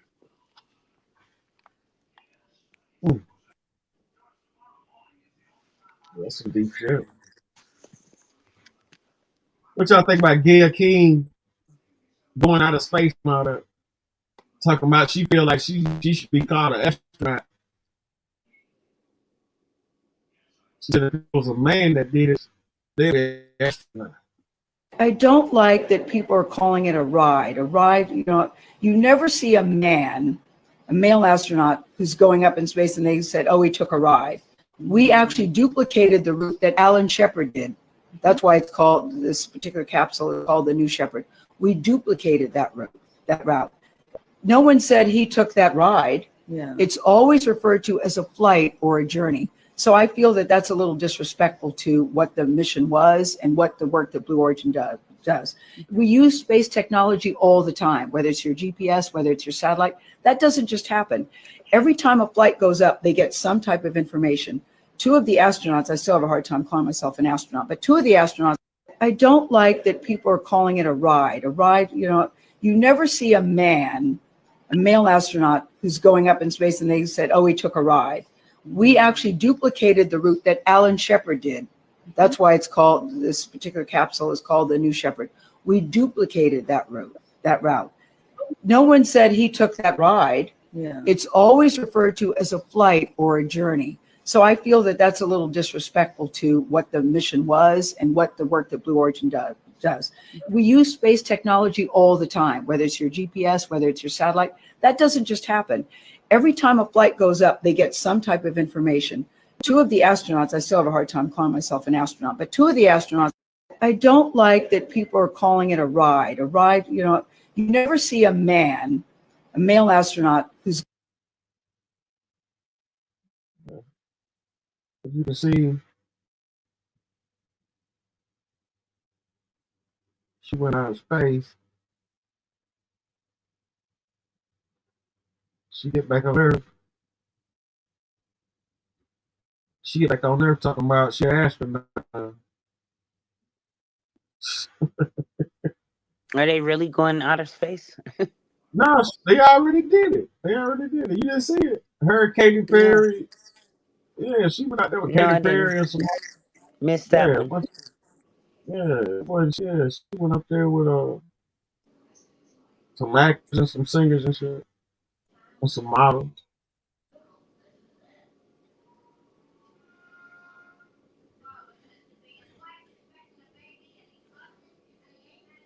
So what was the purpose and did it benefit us in any way? I mean, did we learn something new? I mean, what's the bottom line to it? If you believe, you know that she Right. actually went up there, you gotta be a dreamer or something to get up with this shit. I don't, you know what I'm saying? I ain't really that fresh like that. I just thought that was ridiculous for her to sit up there and be like she's an astronaut. No, all that other shit.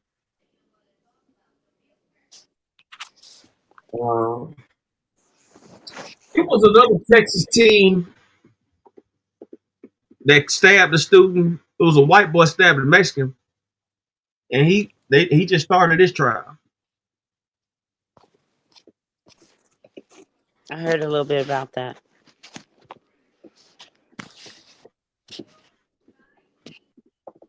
Was he arrested with $1 million bail? The white boy got $1 million bail reduced to 175. Miss Real, how about that?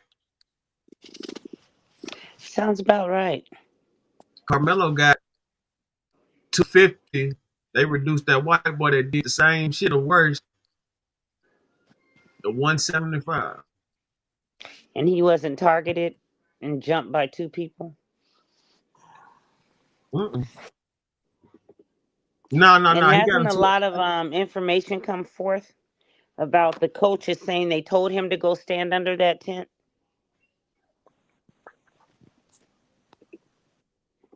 I heard that. I heard that Yeah, the coaches told them to go stand under the tent.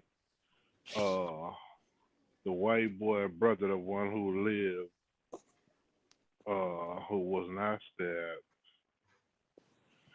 he said that they took his phone or they took his bag or they took something. So that changes the whole dynamic of the case. Like, if you took his shit, and this is something that Judge Joe Brown was speaking on, he's like, that's a robbery. And if a murder comes from the robbery, his brother is the one who's actually responsible I agree. for the murder. I agree. I That's agree. it. Because I definitely heard that they jumped him.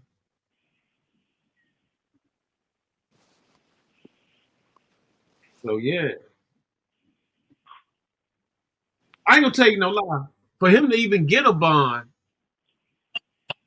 it gotta be some inclusive evidence going on.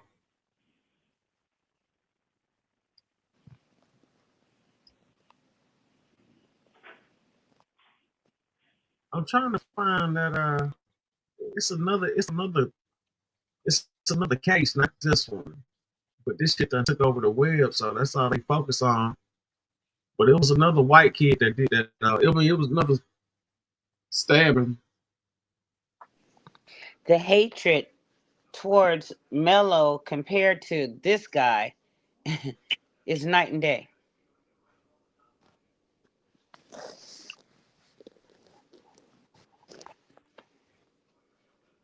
The racists are out showing their behinds.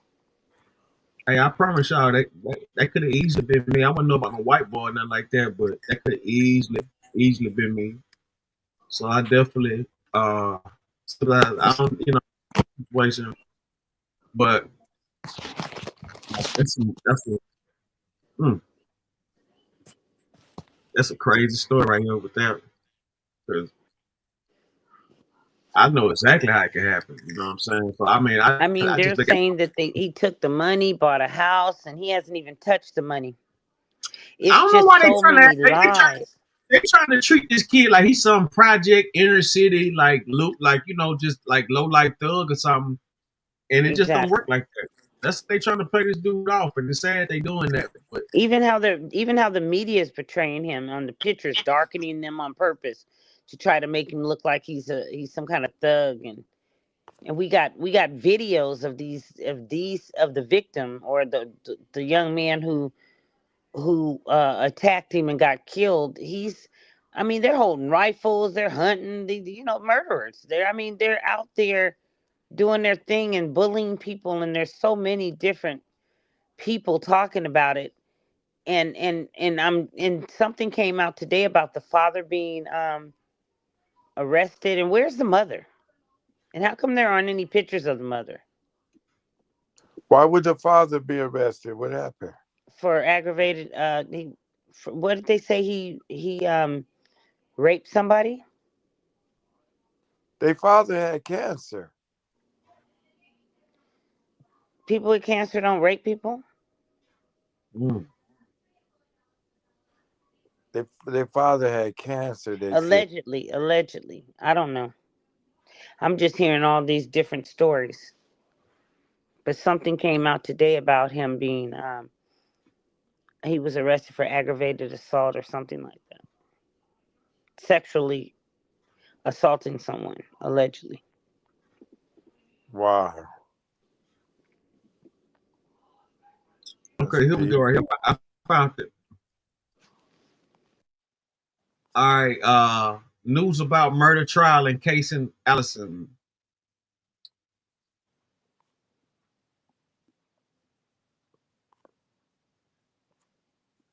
All right, let's go to KWTX News 10. Anticipated trial for Kasein Allison, who is charged with murder in the stabbing of Joe Ramirez at Belton High School back in May of 2022. News 10's Isabella Quintanilla was in the courtroom all day today. She joins us now outside the Bell County Justice Center with more from the first day of the trial. Isabella. Yes, that's right, Lauren and Gordon. The 156th District Court was packed today with families, friends, witnesses, and others, all who have been waiting nearly 3 years to learn the fate of now 21-year-old Kasein Allison. We first heard from the state prosecutors who are charging Kasein Allison with murder, saying he was intentionally cutting and stabbing Joe Ramirez, to which Allison pleaded not guilty. His defense attorneys then gave their opening statement implying it was self-defense. Defense attorney Zachary Boyd told the jury, quote, Kasein was in the fight for his life, where he was jumped by 5 friends, end quote.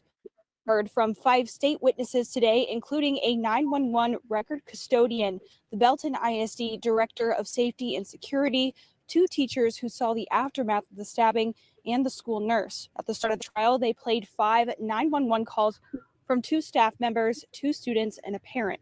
In one of those calls, a girl identified Kasein, claiming she saw him running through the parking lot with a bloody nose. They then played security footage from several cameras showing Joe and 3 others walking into a bathroom, Kasein and another boy walking in shortly after. 5 boys, including Joe, then ran out of the bathroom and split up, with Kasein once again running out shortly after. We also saw footage of Joe running down the main hallway, bleeding onto the floor and then collapsing. Blood immediately began to pool as teachers and staff quickly surrounded him. Many of Joe's family and friends were in tears as they watched this all play out. One witness, the first to get to Joe, said, quote, his breathing was rapid and shallow. It appeared to me as if he had a punctured lung. Another witness, the school nurse, said they gasped when they cut open Joe's shirt, finding a gaping wound across his left chest. She also shared that a student that had been in the bathroom was brought to the nurse's office and was on the phone with his mom saying, quote, Kasein stabbed Joe. Now, at this time, we are still hearing from state witnesses, and the trial will resume tomorrow at 9 a.m., but we will, of course, be keeping you updated throughout this trial. Reporting live in Belton is Isabella Quintanilla, QTX News 10. We want to go back to the Kasein Allison trial. We just got word that the video is in from our reporter, Sydney Walker, and she has more details tonight. Lindsay and Bailey, it's becoming clearer and clearer what happened on that May 3rd day in the bathroom at Belton High, but we're also getting more details about what happened at a prom after party just the weekend before the incident. Some key things to note from today. We heard from a friend of Ramirez, his brother, and a student who just happened to be in the bathroom. We're also learning more about a verbal altercation between Allison and Ramirez at a prom after party. Ramirez's brother testified that Allison had been acting aggressive toward his prom date, and Ramirez stepped in to defend his brother. What followed was the creation of a Snapchat group where Allison proposed that he and Ramirez fight in the woods near West Temple Park. The first teen, who had already been questioned by the state yesterday, faced cross-examination today. The defense asked him to put himself in Allison's shoes and if he himself would have waited, quote, for the second punch. The state redirected by asking him to identify who had the knife in the video and if he would have stabbed someone in a fist fight. Another student who was in the bathroom simply by chance revealed that Belton High students caught in fights were fined $300 tickets. He also confirmed that the bathroom doors can be locked from both the outside and inside, but it is still unknown if the door was locked during the fight. During Ramirez's brother's testimony, there were multiple calls for a mistrial by the defense following a series of objections. The trial ended at about 12:30 today due to some scheduling issues, and Joe Ramirez's brother was the last on the stand, so we'll hear more from him tomorrow, along with some others, when the trial resumes at 9 a.m. tomorrow. In Belton, Sydney Walker, 6 News. Dominique Lay reporting in Belton. It was the second day in court today for Kasein Allison and the friends and family of Joe Ramirez. Allison is facing a murder charge of murdering and stabbing former Belton High School classmate Joe Ramirez in 2022. I was in the courtroom today while they played a video of the fight that took place in the bathroom on a cell phone. Tuesday morning, Detective Tulloch was the first to take the stand. During his testimony, images he took of the school after the stabbing were shown, many showing droplets and trails of blood in the boys' bathroom and throughout the halls. During his testimony, the defense claimed he overlooked a piece of evidence by not taking a photo of the lock on the inside of the bathroom door, saying it was a failure in the investigation because, quote, the lock on the door in the boys' bathroom plays a pivotal role in this investigation. Another witness to take the stand was one of the boys inside the bathroom at the time of the incident. He was the young man who recorded an 8-second video of the fight. The video shows Joe Ramirez throwing the first punch to Kasein Allison. That's when Allison is shown swinging back at him with a knife in his right hand. The two can be seen shifting to the corner of the bathroom, continuing to fight. Seconds later, Joe's brother is shown lunging towards Allison's friend, and 4 boys are seen fighting one-on-one fights in that bathroom. During that testimony, the defense asked the witness why he started recording and if Joe liked to have his fights recorded. The witness answered yes. That same witness said it didn't seem like Kasein wanted to fight, and he stopped recording after he heard a scream and got scared. The trial finished up around 3 o'clock. Testimony is set to begin Wednesday morning around 9. Reporting in Belton, I'm Dominique Lay. Back on May 3rd, 2022, Kasein Allison allegedly stabbed Jose, a.k.a. Joe Ramirez, sending him to the hospital. He died later that day. Police took Allison into custody, charging him with murder the next day. He was held on $1 million bond for about a month. He bonded out in July of 2022 after his bond was reduced. On the anniversary of Joe's death in 2023, the community gathered for a memorial for Ramirez, his former classmates marching 4 miles through Belton in his memory. He didn't want to fight. That's what 2 former Belton High students said about Kasein Allison in court today. The trial of the suspect accused of stabbing and killing Joe Ramirez resumed this morning in Bell County, bringing 4 new witnesses to the stand. News 10's Madison Herber has been in court all day and joins us live now with more on what was uncovered. Madison? Good evening, Lauren and Gordon. The witnesses included 2 people who were former students that were in the bathroom the day that fight broke out, Tito Shamel and Angel Murillo. Shamel explained to the court that he was a good friend of Joe Ramirez and was in the bathroom with Ramirez and Allison when chaos ensued, and he even caught a portion of that altercation on video, which was shared today with the jury. And there was also a Belton Police Department detective who revealed the crime scene photos from that day. And then there was also a friend of Allison's and an acquaintance of Ramirez, Raina Barber. She took the stand and explained to the court how she was trying to calm Ramirez down just moments before the fight broke out. Now, the photos from the crime scene followed a trail of blood droplets around part of the school, leading to a pool of blood where Ramirez collapsed. The detective explained that it was after getting photos of the scene, he talked to a witness who provided a statement and video of the fight that started in the bathroom. Video was replayed from yesterday showing the school hallway where you see the boys entering the bathroom and then leaving sometime later in a rush. And then the short video caught on Shamel's phone of what happened on the other side of the door was played. Shamel explaining that what he caught on video shows Ramirez taking the first swing at Allison, and then you see Allison pull out the knife before a loud scream is heard and the video cuts off. Barber said Allison didn't want to fight and just wanted to make it to graduation. And Shamel said in the moment, it didn't look like Allison wanted to fight. Barber also said that Ramirez's friends were known to fight, and Shamel saying Ramirez liked having his fights recorded, and that this fight was planned, but no one expected it to happen on school grounds. Barber said it wasn't normal for Allison to have a knife on him, but she knew he had one because Allison told her he got one for protection. An altercation was described by former students that an argument broke out at a prom after party, and it was likely that Ramirez and Allison verbally fought over a girl. Shamel told the court that Ramirez looked surprised to see Allison in the bathroom that day, and you could feel the tension between the two. Barber is seen talking to Ramirez on the hallway security footage, visibly upset. She started to cry as she explained to the court that she was trying to tell Ramirez that the fight isn't worth it because they are about to graduate. Court wrapped for the day just 20 minutes after a fifth witness was brought in, Josh Grimes, another good friend of Ramirez, who was also in the bathroom when the fight started. So they will be back here tomorrow morning at 9, where the defense will continue to question Grimes. Reporting live in Temple, Belton, Madison Herbert, KWTX News 10. First, our top story. Yeah, 5 more witnesses took the stand today in the murder trial of Kasein Allison. Allison is facing charges alleging he stabbed and killed fellow Belton High School student Joe Ramirez. 6 News reporter Sydney Walker was back in the courtroom for day 2 of the trial. And Sydney, what did you hear from today? Today, we heard from a Belton PD detective who was there that day on the scene, as well as a close friend of Kasein's who tried to break up the fight before it even happened, plus 3 boys who were in the bathroom the day of the fight when it occurred. Yesterday, we heard a lot from staff about what Joe's injuries were and the response that was taken, but today was focused way more on the dynamics between the 2 boys as well as their respective friend groups.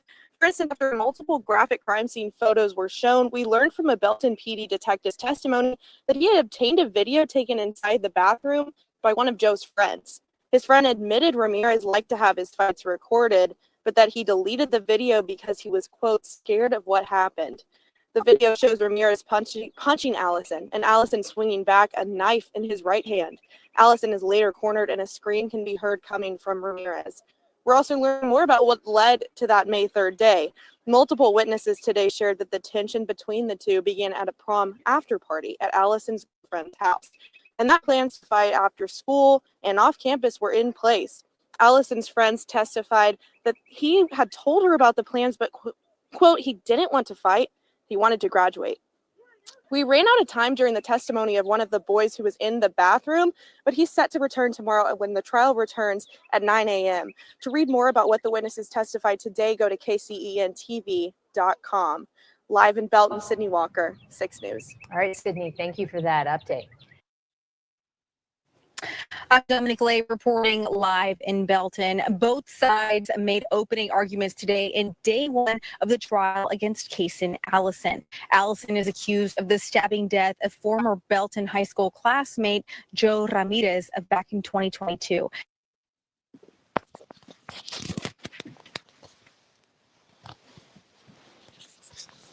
Yeah, so that's a hot case right now. This trial is going on, and you can see people turning in, turning out.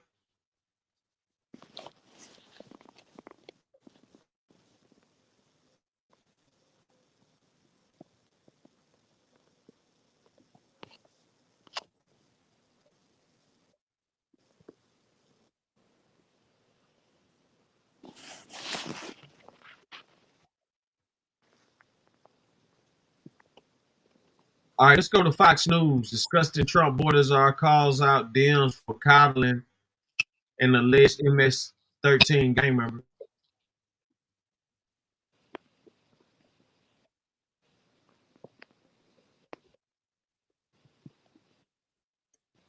Are Tom Holman. Now, Tom, if that is not good enough for Chris Van Hollen, who traveled to El Salvador today to check on this aggrieved prisoner, or the folks over at some of the other cable networks, then I guess they'll have proven all of our points tonight. I mean, Chris Van Hollen, the guy that didn't want to sign the Laken Riley Act that protects American citizens against illegal alien criminal gang members, who instead of protecting Americans, his constituents, his taxpayers, he goes to El Salvador and defends an illegal alien with a deportation order that's a member of MS-13 that's been designated a terrorist organization by President Trump. That's where he went to defend it. It's just disgusting. The same senator who state yesterday released an illegal alien charged with murder refused the ICE detainer, hit the street. So rather than protecting his community, protecting the residents of Maryland, he goes to El Salvador to coddle an MS-13 gang member terrorist. It's ridiculous. And also, I talked to an MS-13 expert today who also showed me pictures of his hand, where he says absolutely the tattoo on one of his hands was absolutely an MS-13 gang tattoo, nothing questionable about it. 2 judges said he's an MS-13 member. ICE says he's an MS-13 member. Intelligence community says he's an MS-13 member. El Salvador says he's an MS-13 member. So, you know, it's just ridiculous. And as far as all the people who are speaking out against us, I cannot believe for a minute there's that many stupid people in the world. Now, AOC, on the smart meter, she's a 0. We'll give them that. But I can't believe these people really believe what they're saying. They got to be just pushing the narrative for political reasons. They can't be that dumb to think that that this person is an MS-13 gang member and a public safety threat. Tom, Caroline Leavitt, the White House press secretary, yesterday said that he was also involved in human trafficking. Is there evidence of that in addition to the MS-13 evidence? There's some information in some files that he may have been involved in human trafficking. MS-13 are famous for human trafficking. MS-13 are famous for bringing little girls into our country, minors, and prostituting them and put them in the forced sex trade. They have also known in high schools to take young girls and bring them into the gang and put them on the street to prostitute. That's one of the main causes of their finances is prostitution of young girls across the United States. MS-13's in over 20 countries across the globe. They're actually in I think they're in 48 states, United States now. They're a big organization. But you know where they're not? You know where they're not active? El Salvador. Because President Bukele shut them down. They don't exist on the streets in El Salvador. Are you concerned about Judge Boasberg's contempt order and the discussion surrounding that, given this consensus among the elite legal set, Tom, that you all are defying, essentially defying the Supreme Court here? No. Look, I've been doing this job since 1984, and I work for the greatest president. I don't care if people like me saying that or not. He proves it every day. We secure the border. Today, while I'm talking to you, the border's the most secure in the history of this nation. He did that in 7 weeks, and Biden couldn't do it in 4 years. We have arrested more criminal alien gang members, public safety threats, and national security threats in 2 months than Joe Biden did in 2 years. No, I think we did the right thing. Law enforcement professionals at ICE, they swear under oath that this person is MS-13. Again, you got 2 federal judges saying it's MS-13. I think we did the right thing. As far as the notion that, well, he had a withholding order not to be moved to El Salvador, he's not an illegal alien. He's just not an illegal alien anymore. He's a designated terrorist. There's a different level of due process for a terrorist. So I think we stand by our guns. I think we did the right thing, and I think the Attorney General of the United States agrees that we did the right thing. So we'll stand by that. All right, Tom, thank you as always for. Hey, Sean Hannity here. Hey, click here to subscribe to Fox News YouTube page and catch our hottest interviews and most compelling analysis. You will not.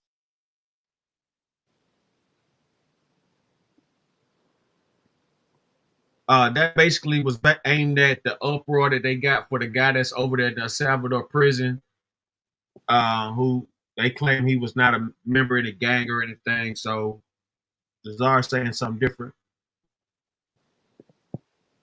So he's saying the guy, he's saying the guy really is a gang, but remember they still. Like I said, I understand when he said that. Like when he blatantly said like he can't believe people are that stupid. That's really how I feel. I feel the same way about them people, man. Like this shit. I don't know necessarily about that case, but I do know that he had MS-13 tattoos and stuff like that. So I don't know what's the deal. But wait a minute. As far as his criminal history, I don't know. But it looked like he was gang affiliated with them. So I don't know what the scoop is, but. It's some real. Whoa. So you telling me he did have the tattoo? Yeah, they had a man that do had tattoos and everything. Okay. Well, if you got the tattoo, well, if you got the tattoo, that alone give you 15 years on top just for having it. Did you know that? What? Yeah, I did hear that. I did hear that. What about the teen murder? What about the teen that murdered the parents in extremist plot to kill President Trump?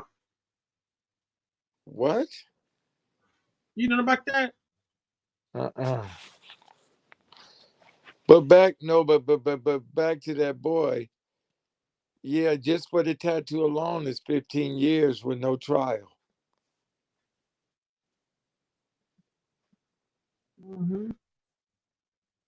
Just for the tattoo, 15 years with no trial, just for the tattoo. And I know this for a fact because I just talked to this girl that lives over that way. And she say whenever she goes home, she's here now in Redlands. Whenever she goes home, anybody that's got a tattoo, they stopping you as soon as you get off the plane and they interviewing you just for your tattoos. And I asked her, how did she feel about that? She said she feels great about it because, you know, she's born and raised there. She said her uncle got killed over $5. Say they asked for uncle for some money. He said all he got is $5 and they killed him. So I say, so how do you feel every time you go over there? They gonna stop you. She say, if that's what it takes for them to get everybody, so be it.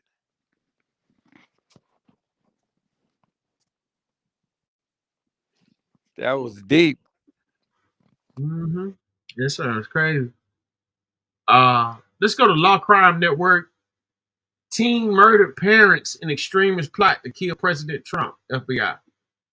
Shocking new details of what the FBI found on the phone of a 17-year-old accused of killing his parents in Wisconsin. His dark conversations with shady online figures painting an alleged motive: kill his parents to get the money needed to kill President Trump, overthrow the U.S. government, and commit violent terror attacks across the U.S. We're diving into the dozens of pages from the FBI that were just unsealed, showing a dark and twisted online world of white supremacy, racism, and what could have been plans to allegedly kill more than just members of his family had he not been arrested. We're on the case presented by Law and Crime. I'm Chris Stewart.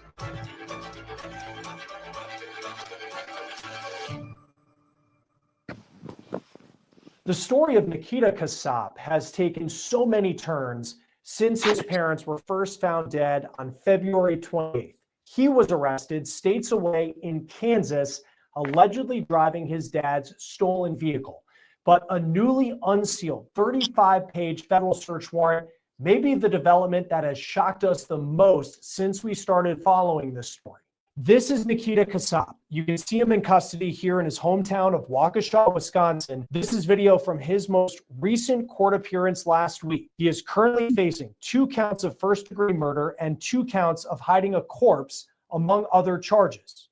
His mom, Tatiana, and his stepdad, Don Mayer, were found shot dead inside their home on February 28th. Deputies say their bodies were covered in blankets. Don's mom had called police to do a wellness check because she hadn't heard from him in weeks. She lives in Massachusetts. A resource officer at Nikita's high school also said that he had been out of class for 2 weeks, and up until that point in the school year, he had perfect attendance. Nikita was nowhere to be found. A neighbor said that he saw the teen drive off in his stepdad's VW Atlas 5 days prior. Then this story takes us on a shocking journey to get us to where we are right now.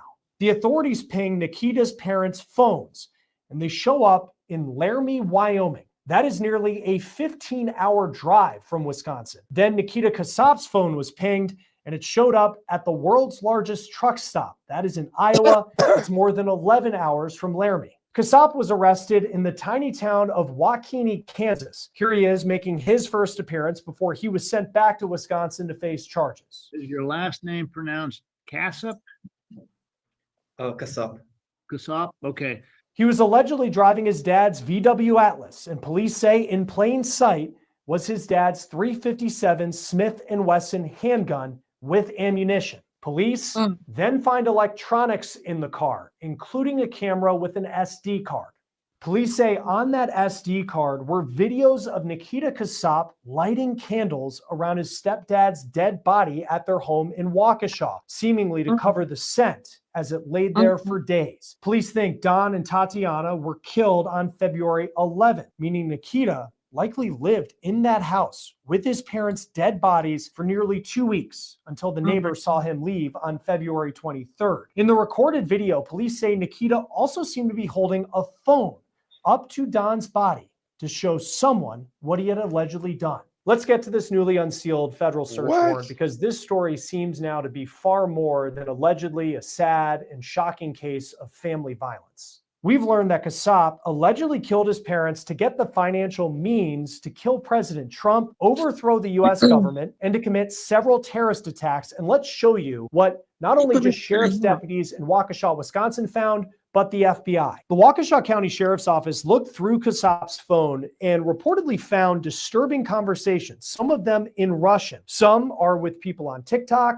and others on the platform Telegram. That bills itself as a place for free speech, but it is controversial because of the alleged criminal activity that can be on it. The FBI says Kasap had material on his phone related to the Order of the Nine Angles, which the agency says is a network of people with neo-Nazi, racially motivated extremist views. 09A advocates for the use of violence and terrorism to overthrow governments and destroy modern civilization. This is a long crime legal alert. Did you know that children under 21 are being diagnosed with serious conditions like type 2 diabetes and non-alcoholic fatty liver disease? And research is potentially linking ultra-processed foods to these outcomes. Morgan & Morgan is stepping in to hold food companies accountable. This is a law firm with a lot of experience in fighting large corporations, and they're ready to step in and help families who deserve justice. So if your child is under 21, has been diagnosed with type 2 diabetes or non-alcoholic fatty liver disease, go to forthepeople.com/food. You can also scan the QR code on your screen. The warrant says between February 14th and 24th, that was the days after Kasap allegedly killed his parents, he was living with the bodies in the house. And he had messages on Telegram in Russian that said, quote, "Reply to them all and say you got sick." And another message that said, drag them to the basement. Now, this lines up with what we've learned in our previous reporting on this story through court documents released through the state of Wisconsin. Part of the reason that Don's mom called to have a wellness check done was because of messages she said that she found weird from her son's phone on February 23rd. Also, Don's boss got text messages on February 13th and 25th that Don said he was sick and couldn't talk on the phone. Those are dates after when police say Nikita allegedly killed his parents. Another shocking part of this that we weren't expecting is that allegedly the FBI had already spoken to the Kasap family in November 2023. The document states that federal agents talked to the Kasap family in November 2023, but it's unclear specifically what brought agents to their home. In the newly unsealed document, agents say that Nikita Kasap, who went by the username Awoken on TikTok, had conversations with someone else about the racist ideology, the Order of the Nine Angles, which is also known as 09A. Now, this was in December of last year, roughly 2 months before his parents were murdered. He tells another user that he talked to a girl about that ideology and she was, quote, pretty chill about it. And he said if his parents were to find out, quote, they would take away my phone away if they did, especially since the FBI visited, LOL. We don't know specifically who Nikita Kasap was allegedly talking to on TikTok for those conversations. And again, there's still a lot of specifics we need to find out about why the FBI went to the Kasap house in November 2023. Authorities also found that Kasap talked on Telegram under the username accelerationist, and on January 21st, which is less than a month before his parents were killed, he was allegedly talking with someone about a terror attack, asking, quote, "What country do you think will get the blame for this?" with an unknown user replying, "Russia will be blamed for it. This is the goal." Nikita then allegedly goes on to say, quote, "When the time comes for me to send my manifesto to you so you can spread it online, should it be PDF? And also you won't anyhow change or modify the manifesto." The FBI says they did find a manifesto. It's 3 pages long and talks about killing the president of the United States and creating a political revolution and to, quote, "save the white race from, quote, Jewish-controlled politicians," with the final page having images and words praising Adolf Hitler. The FBI only included excerpts of the document, but Kassab allegedly seems very focused on President Trump. Quote, "As to why specifically Trump, I think it's obvious. By getting rid of the president and perhaps the vice president, that is guaranteed to bring in some chaos. And not only that, but it will further bring into the public the idea that assassinations and accelerating the collapse are possible things to do." Kassab would later allegedly write, quote, "As a side note, the other attacks that may occur, I have no idea what they are, who they target. I have no idea even if they are same ideology as I. Point being, the manifesto is specifically for the attack that targets Trump." When Kassab was arrested in Kansas, not only did police say that they found the gun, the ammunition that was allegedly used to kill his parents, and that camera that had that SD card. Police say he also had a pried open safe, women's jewelry, and $14,000 in cash, as well as banking documents. It appears that Kassab allegedly wanted to use that money, which he was able to obtain by allegedly killing his parents, to buy a drone that he would use in a terror attack. In another Telegram conversation, Kassab speaks with user Angel of Death about a drone with a dropping mechanism. Kassab allegedly asks about caring for a drone, and the user tells him that the amount would cost between $1,200 and $1,500. They also allegedly talk about an IED, or improvised explosive device. Kassab also allegedly Clip guy, salute. Hassan Tyree Show, salute.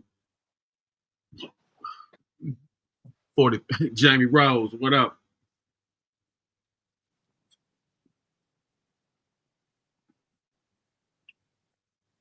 Yeah. So for those tuning in, this is the teen who murdered his parents in a plot to raise funds to kill President Trump. This is one extreme case of brainwashed, and just lost innocence. These the parents, I'm pretty sure, might have been some good people. Who knows? They could have been trash. Who knows, man? But this is real scandalous. Let's get back to the Law Crime Network. Teen murdered parents in extremist plot to kill President Trump. FBI. Salute to the chat. allegedly asked for headphones that could protect his ears from the sound of a .357 Magnum. That is the gun he allegedly used to kill his mom and stepdad inside their home in Wisconsin. It is important to note that Kassab allegedly talks about paying in Bitcoin because in previous court appearances, state prosecutors have said that he stopped at a Bitcoin vending machine on his multi-state drive after allegedly killing his parents. The reason that Nikita drove west after allegedly killing his parents also seems to have come from orders that it appears he received from some user on Telegram. Kassab allegedly spoke with someone who writes in an Eastern European dialect that gave him coordinates to drive from southwest Wyoming through Kansas to a location near Oklahoma, and Kassab allegedly asked, quote, "Then from there to Eureka, California, it is 30 hours. You think I'll have enough time?" Kassab allegedly asked questions like, "How long will I need to hide before I will be moved to Ukraine? Also, I probably should brush up on my Russian because I can understand just fine, but speaking is harder. And so while in Ukraine, I will get a normal job and have a normal life, even when it's found out I did it. He also asks, do the 10 other people have similar beliefs to I, or are they different? And there's a message that cuts off that says, assuming that my parents won't leave. We don't know how that message ends. But the 10 other people part is notable because the deputies in Wisconsin spoke with a female classmate of Kassab's at Waukesha West High School, where, just to note, he was once student of the month, who said Kassab told her about his alleged plans, saying that if they saw 10 consecutive attacks in the news, it would have been him. That witness also told authorities that Kassab would talk about being in contact with a man in Russia, about overthrowing the US government, and that he intended to kill his parents by shooting them, but didn't have access to a gun. She then said Kassab regularly sent her videos of what he called gore edits that were videos with Russian music on Snapchat that flashed gory and war images. Prior to this newly released federal search warrant, we knew that Kassab allegedly talked to his classmate about a desire to kill President Trump and that he had an infatuation with fascism and Adolf Hitler. But this is the first time we are hearing that authorities believe that is the alleged motive in the deaths of Tatiana Kassab and his stepdad, Don Mayer. And it is the most detailed timeline to this point of the lengths that Kassab allegedly went to be part of what he at least thought was a large plan to commit mass terror in the United States. Joining us now is retired FBI agent Colin Schmidt. Thanks for being here on Law and Crime. There's a lot to unpack in these newly unsealed documents that came out showing what investigators know at this point about what Nikita Kassab is alleged to have done. You're the person, you're the expert on this. I mean, what stood out to you going through these new documents and what's come to light? Well, I would just say that kind of the extent of the psychosis, or how deeply violent this person is, and always kind of look, what were there signs of this before he murdered his parents, or if that is indeed the case, as is he's alleged or he's accused of doing that, what led up to this? And then what is his obsession with President Trump? His level of violence and his level of hatred, there's got to be some sort of antecedent that prompted all of this nonsense, this craziness, frankly. What do you know about Telegram? And I know he was talking on TikTok, which a lot of people know, and was sending some disturbing videos on Snapchat to a female classmate who he seemed to confide in a lot. But Telegram is where he seemed to have talked to some very shady people, some of them in Russian. What do we know about that platform? Well, that platform, I think recently, as of about 6 months ago, the FBI got involved with kind of taking it down or looking at the person who created it.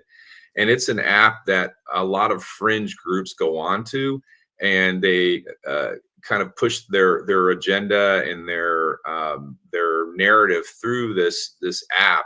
And it's very attractive because it does have that same encryption capability, but it's kind of gone mainstream with the fringe on either side of the political spectrum in terms of the things that are appearing on there. And frankly, I don't let my own children get on that app. No, I mean, there is a lot in looking at this story. If you're a parent, that's just terrifying, whether it's of a young boy or a young girl, whoever it may be, because of it just seemed how deep he was into dark corners of the internet that a lot of us are typically not on. This Order of the Nine Angles, it's a neo-Nazi ideology that apparently he was very into. Do you know anything about that? How common is that type of ideology in your experience in dealing with these cases? Well, first, last point on Telegram, it doesn't appear they have moderators. Like if you go on even TikTok or Twitter or the other ones, they have people who are actually watching, or algorithms watching for this fringe and violent behavior. And in terms of this neo-Nazi group, I did work skinhead neo-Nazi cases many years ago when I was in the FBI. And it's generally speaking, it's a lot of disenfranchised people who kind of coalesce around an idea of hate. And then they basically wind each other up with this constant banter of hating a particular group or a particular religion. And that gives them their sort of shared purpose. And it seemed like, the term radicalization comes to mind as I was reading through some of the conversations he was having. I was thinking of the cases where we've seen an ISIS-inspired attack where, young man gets in touch with someone who they don't know personally on social media, who then gets them to commit this attack. It seems very similar, though a different type of ideology. What did you see as you looked at some of the conversations that Nikita Kasap was allegedly having with people, in some cases in Russian, on social media? Well, generally speaking, these groups somebody in this group will kind of rise above and will be kind of the antecedent, the person that's kind of initiating a lot of this conversation and for lack of a better term, the leader on the chat. And then that's the person that's generally radicalizing the other people that are jumping on the chat, or there might be 2 or 3 people that are kind of in that role, or they're sharing that role.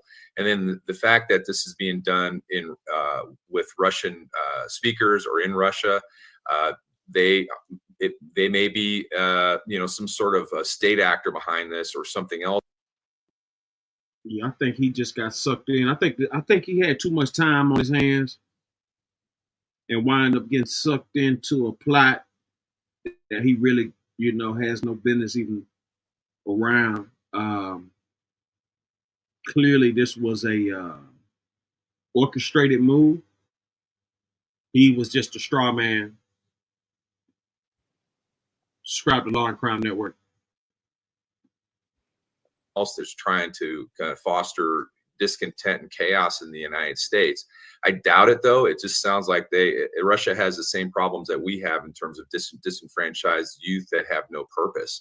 So the point of this is, I think he was the one, certainly had the weakest mind, but he had the greatest means to kind of carry out violence in support of this ideology.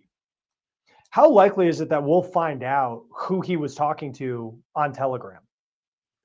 Well, I believe that they'll be able to kind of get to the bottom of it. But the problem with Telegram is it is a worldwide app, and many people use VPNs, virtual private networks, or they're going to coffee houses or going to all these other places. So it ends up being a real digital whodunit to kind of get to the source of the information, or they're using other kind of proxy servers to kind of hide who they are.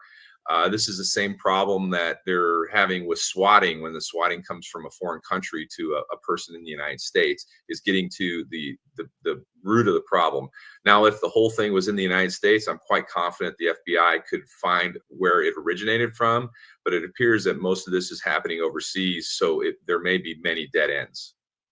In your experience, how does someone, a young kid like this, 17 years old, and apparently for a couple years he was having these very disturbing conversations online, allegedly, how does it start for a lot of these people where if you're a parent, you give your kid a phone, they have access to the computer thinking that they're going to play some video game, and then eventually they're down the line communicating with someone overseas about a terrorist attack and actually getting him allegedly to buy a drone, go to these lengths. I mean, even allegedly kill his own parents, which this story just seems so bizarre in that way. But we know that these types of cases have happened in the past.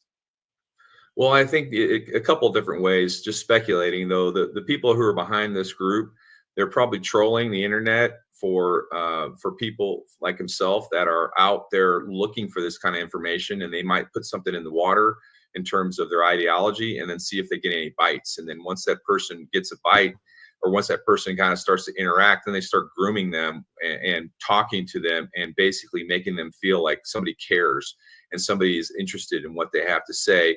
And then it continues to escalate until we get to the point of violence, or law enforcement or the parents find out about it and stop it. Seemed like at the state level that there's a very strong case, very serious charges where he's accused of shooting and killing both his parents. He was arrested in Kansas. The gun that was allegedly used in those shootings was found in the vehicle. Seems like there's a strong case there for the state. When you look at what the FBI and local deputies as well, and going through the electronic devices and what charges could he face at a federal level, and how strong is the evidence that it appears that federal authorities could have in that situation? Well, without having the whole case in front of me, I'd certainly speculating, but it sounds like they have all the chats and all of the, and maybe even have a statement from him where he described what he was doing or wanted to do or his intent. They could charge him with weapons of mass destruction, conspiracy to kill the president, as well as they could actually federalize the fact that he went over state lines, depending on who or what was behind his intent to kill his parents. So he's definitely going to be seeing a very long time in prison. But even more importantly, the biggest reason why the FBI is involved is to determine if there's anybody else behind this, especially somebody local or in the United States that has the means to do this. Because when you start talking about drones and aerial assaults, then obviously that gets the attention of not only the FBI, but the Secret Service and even the military, because their number one job is to protect the president and the United States. Of course, President Trump, 2 attempts on his life before he took office for a second term. Many people will never forget Butler, Pennsylvania, specifically, and what happened there. Knowing that this was a 17-year-old who, ends up driving to Kansas. How does the FBI, knowing that these types of conversations unfortunately happen a lot on places like Telegram, know which ones are the specific person who's going to go to a rally in Butler, Pennsylvania and try to take a shot on the president, or someone who in high school just has what they believe is an incredibly twisted sense of humor or interest, and it's something that's just words? Well, you hit the nail on the head. Is it just words? That you really don't know you can't read people's minds. All you can do is rely on their own speech and behaviors, and then what they've said to the people around them. So when somebody does put something crazy, frankly, out on the internet, the FBI is very aggressive in going out and, number one, interviewing the person who did it, interview the people around, and then perhaps go to their house if they have the probable cause and the authority, search the house, see if they have the means to do the things that they put out on the internet. And then most importantly is to get that person either prosecuted or get some sort of mental health intervention so they don't harm themselves or somebody else. Are we seeing more of these cases, or is it a situation where, because in the world of social media, you're almost able to detect more of these types of ideologies of spreading, because then you can tie it to a defendant like they apparently are in this case? Well, I think you're seeing more of it because there's a mitigated or minimized social friction. When I say that, it's much easier to communicate online with strangers. Like I tell my kids, and everybody says, don't talk to strangers. Well, people are talking to strangers all the time on the internet. And really, the American youth, or the youth in the world, is kind of programmed to kind of interact on the internet. And that sets up a opportunity for these bad actors to manipulate these kids because they're not very sophisticated. So I think the problem is amplified by social media in a sense that you're hearing more about it, but it's also amplified because there's so little friction in terms of social friction and giving these kids opportunities to communicate with bad people. Yeah. And look, this isn't a political show, and I certainly don't want to, have it go in that direction. But just when you look at him targeting President Trump, and then apparently he was talking to someone in Ukraine about blaming Russia for what was going to happen. And then it's a neo-Nazi, ideology. And then it's a pro Adolf Hitler. I mean, it just seems like it is just, how do you, when you deal with these cases, how do people make sense of this political ideology? Because it seems like when you try to think about how someone goes down this path, it's on a completely different universe than what typical political discussions are in the day-to-day between normal people. Well, I think it's kind of a greater issue where, with lack of a better term, you have politicians that are influencers, and they influence the public, and everybody needs to bring the rhetoric down or be careful about what they're saying, because unfortunately there are quite a few people out there with deep-rooted mental health issues, and depending on what somebody may or may not say or how they're saying it, that might be the spark to get this person to take it to the next level. So it just makes the law enforcement's job much harder when they have to go out and follow up on these things, because there's so many issues like this. And so to your question, though, it comes down to everybody has to kind of just bring it down a notch and also see something, say something. If somebody is acting erratically or doing something that you would be concerned about in terms of harming themselves or somebody else, make sure the authorities are aware of it. And I know it would be speculation, but there was part in the document that said the FBI had spoke to the family in November 2023. It's not really clear what they were talking about at that point, but just generally speaking, how common is it for the FBI to talk to a family, to have those conversations if they believe that something disturbing was happening in school? Apparently, he had discussions with a witness, a woman who's been identified as a witness, a female classmate. But I guess how common is it for the FBI to be having those conversations with students, finding nothing, and then continuing on? Well, it comes out there's a credible complaint, and it goes in terms of this type of behavior. Generally, the FBI will go out with local law enforcement and find out, is there any substance to the complaint? People also got to remember it's not a magic pill or there's some sort of magic here. There is probable cause. There is the Constitution. You can't just, go out there. The FBI is not the office of pre-crime and be able to predict things that are going to happen in the future. And then they have to do a investigation to determine if this person has the intent and the means to go ahead and harm somebody. So to once again, answer your question, how common is it? I mean, I can't really say. It comes down to, if the complaint is out there, the FBI will follow up on it, but there's only so much they can do. And just lastly, we talk about, the mental health issues, and, this was a young man who up until this point in the school year that he disappeared after allegedly killing his parents, he had perfect attendance. He was a student of the month back in 2022. Seemed like on the surface that this is a kid who was what you would expect a kid at 17 years old to be, who goes to a public school outside of Milwaukee. But we do see these cases, and there's kind of this growing stereotype of the young man who is able to become radicalized, no matter what the influence may be. What is it about kind of young teens that makes them vulnerable to situations like this, where this clearly could have been a lot worse had he not been arrested? Well, as a father of young teens, it comes down to two different things. Yeah, for those tuning in, this teen got caught up in some online cult and decided that they were going to go out and attempt to assassinate the president. It's a very eerie case.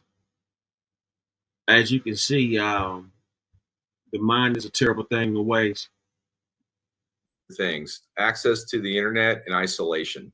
So if you have a child that's in his room right after school until he goes to bed, and all he is playing on the internet that you think of, and you're not monitoring what he's doing or his communications, and he's isolating himself from other people, from actual social interaction where he actually sees people, then that's the time for somebody to kind of pay attention and say, okay, who are you talking to? What are you talking about?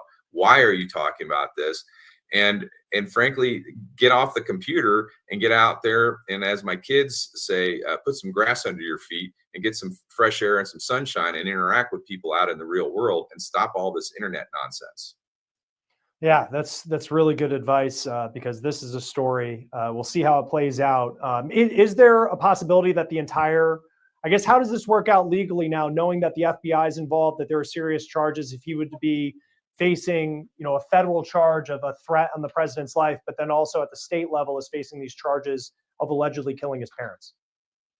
Well, that'll be where the federal prosecutors and the state prosecutors will work out how they want to proceed. Generally speaking, the murder is going to take precedence, or the murder is going to take precedence. And then if he is found guilty of that, and then the FBI or the U.S. Attorney's Office or the federal criminal justice system will take over, and then he would be prosecuted on the federal charges. But he's going to end up doing his time in state court, and unless there's some sort of deal or some sort of reason to put him in federal prison. But once again, it's going to be something that's worked out between the federal and state prosecutors. All right, retired FBI agent Colin Schmidt, always great to have you on Law and Crime. Thanks for joining us today. Thank you. Kasein is currently being held on $1 million bond for On the Case, presented by Law and Crime. I'm Chris Stewart. We'll see you next time.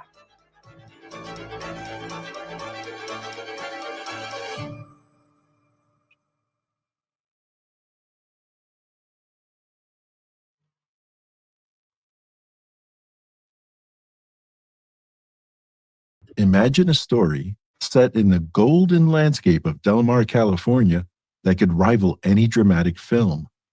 Central to this tale is Tatiana Remley, whose passion for horses leads her to a fate.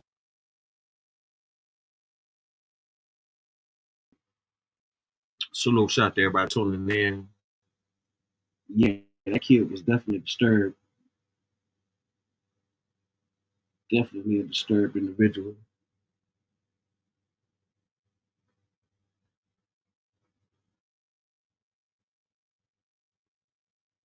You know, it's happening more and more every day with these characters.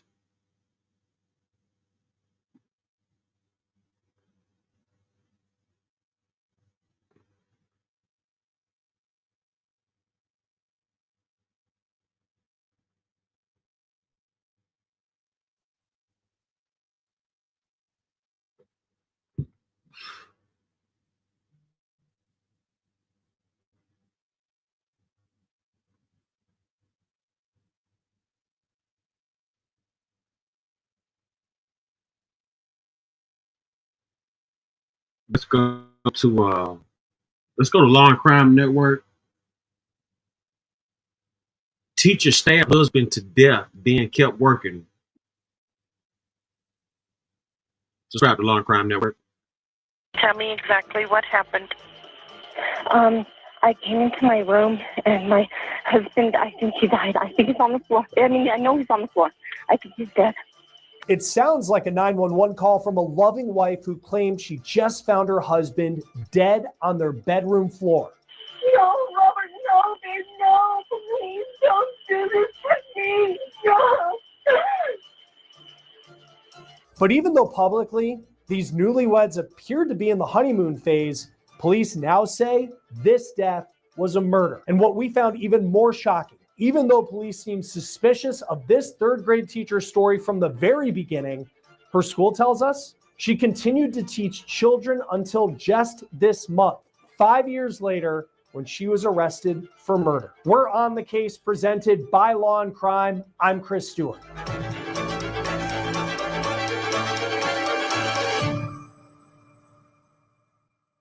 Police in New Mexico just made the arrest of a woman in connection to the death of her husband in 2020. And even though at the time she played the role, allegedly, of the mourning wife who found her husband dead on the floor and didn't know what happened, police seem suspicious of her story from the very beginning. This is Heather Fernandez Hofer. She's a third grade teacher at McCormick Elementary. It's a public school in Farmington, New Mexico. According to Facebook, on September 5th, 2020, she married Robert Hofer. Here's a picture of the two on their wedding day. They got hitched at the local VFW. Robert served in the Navy for 9 years after high school. He went on to work on nuclear submarines, went on to graduate college in 2012, and appears to most recently have worked as a computer technician at the local library in Farmington. This couple seemed to really be in love. Robert wrote on social media, quote, "I married the most compassionate and kind woman I have ever met today. Truly a lovely and caring woman. I also gained a grandson and 3 amazing stepsons. I am a very happy man." And Heather made sure to comment with a sticker that said, "Love you." But then came a 911 call on November 29th, 2020, not even 3 months after the day they said, "I do." 911, what is the address of your emergency? Tell me exactly what happened. I came into my room and my husband, I think he died. I think he's on the floor. I mean, I know he's on the floor. I think he's dead. Come on, honey, wake up. He's cold. He's cold. Heather called 911 around 5:30 in the morning, claiming she made a horrifying discovery in her house. Robert was dead on the floor. Do you think he's beyond any help? Yeah, I do. I do. Come on, babe, wake up, babe. My partner is sending someone to assist you. Please leave everything as you found it. I'm going to stay on the line with you until they get there, okay? He's dead. He's dead. Babe, wake up. Babe, wake up. What is your name? Wake up. Hold on, I can't hear you. Hold on, let me put you on speaker. No, you're fine. Babe, come on. Come on. Come on, babe, wake up. If you want, ma'am. Yes. If you want to try, I can give you CPR instructions. No. But if you think he's beyond any help, Send somebody now, ma'am. They're on their way. What is your name? Heather Hofer. Heather. They are headed that way, and I'm going to stay on the line with you until they get there. Okay. Okay. You might have picked up on this in listening to that. Between the cries of "Babe, wake up" by Heather, the dispatcher asks if she thinks her husband is beyond needing help, if he's dead, to which she directly says yes. And then she's asked if she wants to try CPR, and Heather says no. This is one of the first suspicious parts of Heather's story. The dispatcher then starts asking about what might have happened. Has he been sick? Well, he injured himself. When was this? This evening. How did he injure himself? He got mad. Babe, come on, babe, wake up, babe. How did he injure himself? He cut himself. How did he cut himself? Listen to me. Babe, wake up, honey, please wake up. Honey, please wake up. You can't do this to me. Heather, if you think he's gone and there's no help, I need for you to walk out of that room and leave him alone, especially if you think this is going to be are you telling me that? As you can hear, this is already sounding very suspicious. Viewer discretion is advised. This is very, very, very eerie.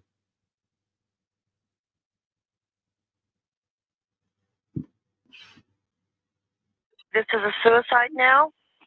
I don't know. Okay. All right. What stood out to me there is the change in tone, the crying for her husband to be okay, mixed in with very direct responses about the narrative of what she says happened. She claimed that Robert got injured. He cut himself with a knife and then got mad. And she knows specifics to the story, but only reveals so much. Don't do this to me. Stop.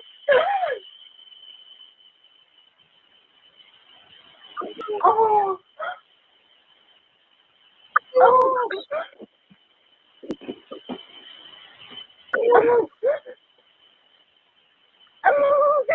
Hurry. Heather, they're coming. They're coming as fast as they can. I know it seems like it's a really long time, but they are coming. We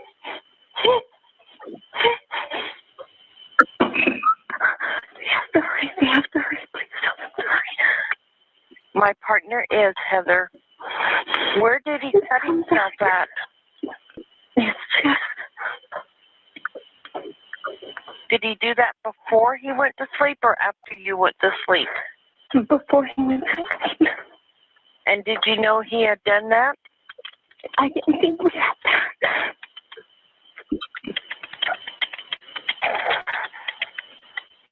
I didn't think we had that.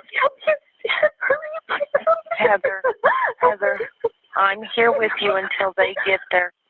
I'm the one that's staying with you until they get there. About 9 minutes after Heather calls 911, police arrive. For as emotional and as heartbreaking as this phone call was, a wife who just lost her husband, police found Heather's story to be inconsistent from the beginning, according to the arrest affidavit that we have. Detectives say as soon as they started talking to Heather about her story, it changed from what she told the dispatcher in that phone call you just heard. You might remember she said on that 911 call that Robert injured himself with a knife the night before. But to police officers just a short time later in person, she reportedly said she didn't know how Robert died and suggested that he could have cut himself with a razor or maybe he overdosed on pills. She then said he had cut himself with a steak knife. Heather then allegedly tells officers that the night before, she and Robert were in their computer room. Robert asked Heather to warm up a pie as he played video games. Detectives write that Heather suggested that Robert may have stabbed himself while she was in the kitchen and she wasn't looking. Heather claimed that Robert didn't complain when he ate the pie, but only when they went to bed later. He talked about some pain in his chest. She said she then cleaned Robert's body before they went to sleep, but she went to sleep in another room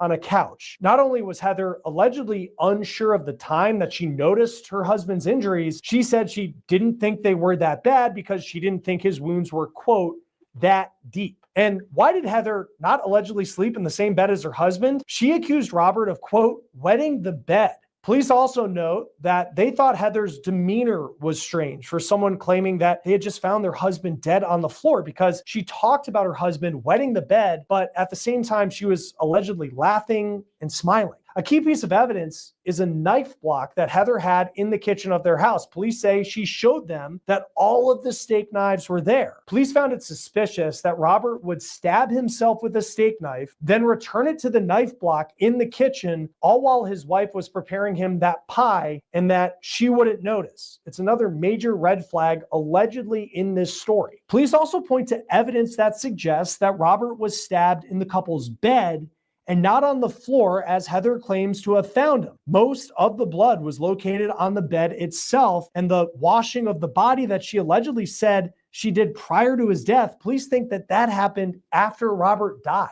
Let's go back to this couple's relationship, because again, on Facebook, it seemed like they were in true bliss. They had been married just a couple of months. Everything was great. Heather, in fact, told police that the two never argued. But as police looked further into cell phone data and spoke to one of their neighbors, it seems like there's more to that story.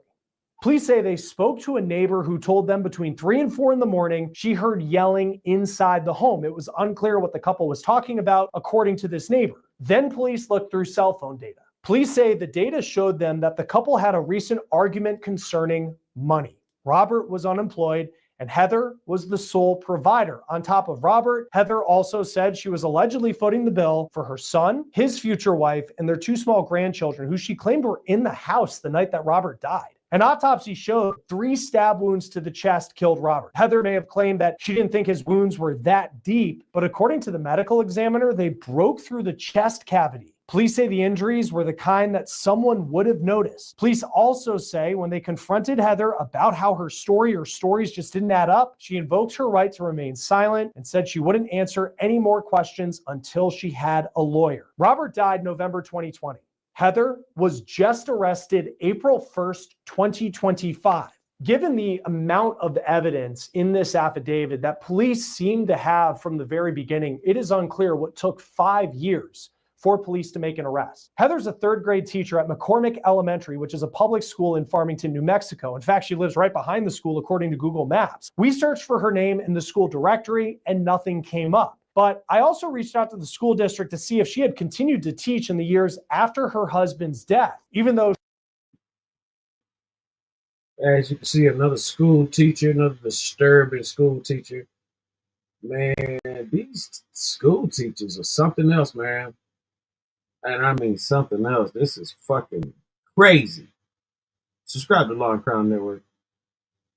On the case. She hadn't been charged. When you read the police affidavit, it does appear that she was suspected from the very beginning, or at least the story didn't add up. It seems suspicious, according to police. Heather posted pictures on Facebook in the years after Robert's death, including one where it appears she's in a classroom. It's also important to note that she did change her relationship status to single. And we wanted to know if she had been teaching elementary school kids for 5 years since her husband was allegedly murdered. I reached out to the Farmington Municipal School District, and their spokesperson tells me she's now on administrative leave, and she was actively teaching until April 1st. That is the day of her arrest this year. The district said they had no idea she was ever being investigated or considered a suspect in her husband's alleged murder. New Mexico court records show that Heather Fernandez Hover is facing charges of 2nd-degree murder and tampering with evidence. Joining us now to dive into this case is retired Detective Commander Will Svilar. Thank you for taking the time to be with us, as always, on Law and Crime. You listen to the 911 call, you read through the police, the arrest report, and it just seems like police were very suspicious of this woman from the very beginning in 2020. She's not arrested until 2025. Why did it take so long? There's a lot of factors that are involved with making the arrest. One is when the medical examiner first made a determination as the cause of manner of death, the cause of death was clear, multiple stab wounds. The manner of death was undetermined. You cannot charge somebody with a crime unless somebody says it's a crime. And until the medical examiner says it's a homicide, you can't make the charge. And in this case, there was evidence, but there wasn't a lot of direct evidence that couldn't be explained away from the way she tried to explain how she found the body. So you're building a circumstantial case, and that takes a lot longer than a case where direct evidence is involved. What do you think was the piece that detectives were waiting on to say that she is a suspect in this murder? So when you're building a circumstantial case, it's not one piece that does it. It's like I say, it's a puzzle. You're putting together a puzzle. You start with the corners, and then you finally get the final part. Now, when you read the affidavit for arrest, they explained every detail as to why her story made absolutely no sense, from the conflicting accounts that she gave of how the incident happened, to the ridiculous 911 call, down to the blood evidence. And it takes a while to do that. And I'm not going to say that this was their first try to get it approved either by a judge. They may have got it kicked back a few times, and they had to put more detail into how you're making this a homicide, a murder. Let's dive into this 911 call because there's a lot of parts of it, knowing now, and you do listen to it in hindsight, knowing that she's been charged. But what sticks out to you that would have had your radar going off if you were investigating this case in 2020? So if you're listening to the 911 call, initially she makes a report about her husband's she's on the ground. He's not responsive. He's cold. Now she's trying to tell him, wake up, wake up, wake up. The dispatcher says, would you want to do CPR? Is he beyond CPR? Nope, no CPR. He's cold. Is he beyond help? Yes, he's beyond help. Then she tells her, listen, get out of the room. If you think he's beyond help, get out of the room. Nope, she's staying there trying to talk to the guy, and then trying to bring in the fact that, oh, wait a minute, I do remember he did, hurt himself. And then they had to pull the information out of where you're saying it's a suicide. And it's just the whole ridiculous nature of that call would immediately, you'd have to look at her. And then you look at the physical evidence too. And, part of that call was he had some pie heated up at 3 o'clock. No, I'm sorry, it wasn't the call, but it was an interview later. Yeah. Where she said, well, he heated up some pie and he had some pie, and, it's hard to do with 3 stab wounds. Well, and these were two. I mean, I know she had said initially, Heather Fernandez, that she didn't know that his stab wounds, whatever they had, that they were that deep. But then the medical examiner finds that, they broke through the chest cavity. And that just stood out to me, to have 3 stab wounds. Could someone even do that to themselves, to do that 3 times and then eat pie like it's no big deal, and then sit down and go to bed like it's a regular night and just complain of a little chest pain? Get washed off and the whole 9 yards, put the knife back in the knife block. No, you're talking about each 2 of the stab wounds collapsed each lung. Right. And the other severed an artery, severed, I think it might have been the aortic artery, whichever one they decided. You're not surviving any of that for the most part. And you're certainly not going to sit down and have pie. Well, and the way that the detectives talked about it too, I will also say, the fact that she talked about the way it was described, that she washed him off before bed. I had to read that a couple of times to make sure I was reading it correctly. It just seemed like a very bizarre, people may do that, but a very bizarre detail of events. And it seemed like police were just very suspicious of her, especially when she talked about him wetting the bed, and then she was laughing as she was saying it. If you were interviewing her, how in those moments when someone, your radar starts going off that this is a suspect, this is not what they're saying happened allegedly, how do you handle that? What are the questions you ask to try to get to the point where they might, and she didn't in this case it appears, but confess to what actually happened? So in a situation like this, where you're initially starting as an interview, it's not adversarial. You're doing an interview. Hey, what happened? Now you start suspecting, maybe they make a statement that doesn't make sense to you, or you start to suspect, this person's an offender. You have to stop them. You have to advise Miranda at that point, because now your questions after that become adversarial. One of the things I would say to her like that, if she kept talking, is you let them talk. You let them keep saying what they're going to say. It's ridiculous. And then you'll go back at him and say, well, you know what? Help me understand how he heated up pie and then stabbed himself and then put the knife back in the block, but you didn't see it and you were right next to him. I don't understand. Could you explain that to me? And you just let them, dig themselves deeper and deeper. It's someone's right to say that they want to speak with a lawyer present and to no longer answer questions if they haven't been charged from police. And we have a lot of defense attorneys that'll come on and say Like anytime someone gets arrested, you should talk to a lawyer before you talk to the police. But as someone who has investigated these crimes, when someone invokes that right, what does that tell you? Do you ever look at it and say, well, that's just their right, okay? But it just seems like she cut off the conversation at that point that detectives were saying all of this doesn't add up. Right. At the point where she realized that at this point, wait a minute, they're obviously not buying this. I can't say anymore. I've already dug a deep enough hole. Now, people would come in all the time and you advise them and they lawyer up immediately. And that's all part of it. But what I've found is if somebody doesn't lawyer up right away, they want to tell you something. Now, it's not initially going to be the true story, but if they don't lawyer up immediately, they want to tell you something. So you keep them. You have to keep them talking. Again, as soon as they ask for a lawyer or say that they want to do Miranda or they want to exercise their rights, you have to stop. Let's talk a little bit about the blood that they talked about in this case, because they say a lot of the police say a lot of the blood was found in the bed. He's found on the floor. She did admit to rolling him over. So he's found on his back. Had that actually happened and he stabbed himself, he dies in the room. She wasn't there. She says she was sleeping in another room. What would detectives actually seen in that case compared to what they found in this situation with her story? Well, if he gets out of bed, if he's struggling and he gets out of bed and he falls out and dies on the floor, there's two ways that blood comes out of your body. If you're alive, you're bleeding because your heart's pumping. If you're dead, you're leaking. So when you're bleeding, a majority of the blood, like in this case, was going to be found in the bed where she stabbed him while he was laying on his back. And the rest of it, when it was on the floor, was leaking. So you're not going to have that intense volume of the blood pumped out of your body by your heart. So he was bleeding in the bed and he was leaking on the ground. There's another piece of evidence with that, which is the knife block in this steak knife that apparently is what police believe allegedly was the murder weapon that she used. It was washed off, but there.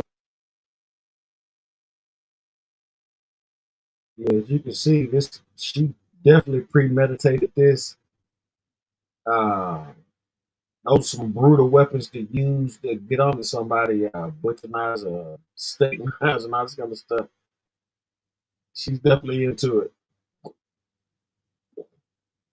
There were trace amounts of blood on it. How difficult is it to actually clean? Because you do hear this a lot. We were talking about one just last week where people find a knife and it looks clean, but then there's trace amounts of blood on it. How difficult is it to actually get blood off of a knife if you're trying to hide it from police? Unless you take the handle off the knife, like knock the rivets out and take the handle off, blood's going to get in behind that. And it's nearly impossible to get rid of all of it. Now you can, but it's nearly impossible. We've had scenes not only on knives, but on, say, a floor where people will bleach and wash the floor, but we take a floorboard or the trim piece off and there's blood behind it. So she would have had to knock the rivets out of the knife and wash the handle down and then reassembled it to get all the blood evidence off. The problem with that is if it's a steak knife in your house that you use to cut up meat, there's a defense in there saying, he cut himself using that knife before. And I also think of the fact that she was still teaching for 5 years. And we talk about this was a 2020 murder. She was just arrested in 2025, just on April 1st. And I reached out to the school district. We were talking about it. What's her status now? How long has she been teaching? And did you know that she was a suspect in the murder? Because I think in Farmington, New Mexico, it's a small town. And maybe people thought that her husband tragically passed away. Maybe there were rumors around it, but I just find it shocking that she actually went to school every day teaching young kids for 5 years. Can you imagine if that was your kids in that school and you had a general idea of what happened? So I can't tell you how many times that I've walked people out the door knowing full well that person committed a murder. It happens all the time, but you keep building your case until you can bring them back in. And now we operate under the justice system that we operate under. There are rights in place, there's checks and balances, and everybody's afforded those rights. And if you don't have enough evidence to bring a charge, you can't just hold people. Would you, though, knowing that she was going to a school, and with how suspicious it just seemed from the very beginning, that it might have been circumstantial at that time, but there's just parts that don't add up to this story, that is she being watched? Is she being monitored? Like, how do you handle that situation knowing that she's going to a school? So this is obviously domestic murder. Right. You don't, and again, and I don't want to paint everything with a broad brush, but in a domestic murder, it's usually the victim in the household. So is the community in immediate danger? Maybe not, probably not. Again, you don't want to assume anything, but you only have so many resources to put on this lady for 5 years to watch her every move. And it does borderline on an infringement of her rights if you did that. Yeah.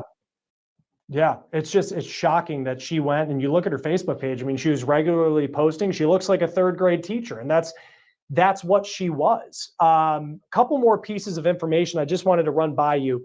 They were apparently having, publicly, they looked perfect. They had just gotten married. Privately, they were having disputes over money.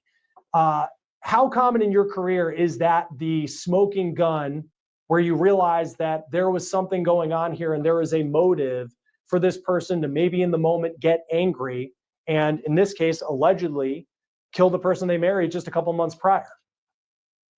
It's very common. And this is why you see a second-degree murder charge and not a first-degree murder charge. Second-degree murder in Illinois is sudden and intense passion. Premeditated murder is with malice aforethought. That's first degree. Second degree murder is sudden intense passion. And you see that frequently in domestic murders. And it's, there's many factors. There's financial factors, there's infidelity, there's abuse, there's many factors that go into the motive of committing a murder on a spouse. And in this situation where you bring charges is, if not her, then who? It's not the two kids sleeping in the other room, the infant and the toddler. And it's not that it happened hours prior. He was dead within minutes. So if not her, then who? Which is also part of your puzzle. And just lastly, I just think of if she is found guilty and all of this is true, she will have a trial and innocent. She's innocent until proven guilty. But I think of someone, if it's found guilty, that yes, maybe in the moment, sudden passion, it happened. But then to try to cover it up and have this phone call with 911 where you're still kind of calm in a way as you're giving your narrative of no, I don't want to do CPR. No, I think he's gone. Then police find it weird that you're like laughing during a police interview. And then you go to school for 5 years as a third grade teacher. And someone who would commit murder, it's someone you can't really reason with. But for you as someone who has been in the same room as people who've done some pretty horrible things, what type of profile of a person could we be talking about here? So again, everybody gets angry. Sudden and intense passion is a real thing. But the thing, like you said, and they added the charge of tampering with the evidence, is this is a person that did a horrible thing and now thinks the only thing that kicks into their head is self-preservation. How can I make this so I'm not going to jail forever? Oh, I know. I'll make up a ridiculous story and I'll try to explain my way out of it, which I cannot do. And that's when they lawyer up. But, it's not like this is a person that's looking not to commit murders. This is a murder that happens in domestic murder. And now they realize this is not good. I have to try to explain myself and I'm going to get on top of it right away. And it rarely works out. Yeah. And, we'll see how this trial plays out. But to think that this was a 2020 murder and 5 years later, she is under arrest. We'll see how it plays out. Retired Detective Commander Will Svilar, it is always great to have you on Law and Crime. Thanks for joining us. My pleasure. Take care. Court documents also show that Heather Fernandez Hofer will next be in court on May 14th. That will be for a preliminary hearing. For On the Case presented by Law and Crime, I'm Chris Stewart. We'll see you next time.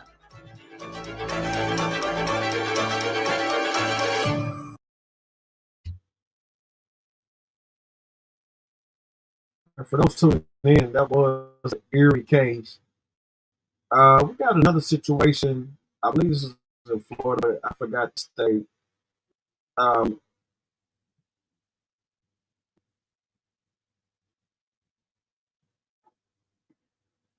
Married assistant principal, nicknamed student, Sexy Chocolate.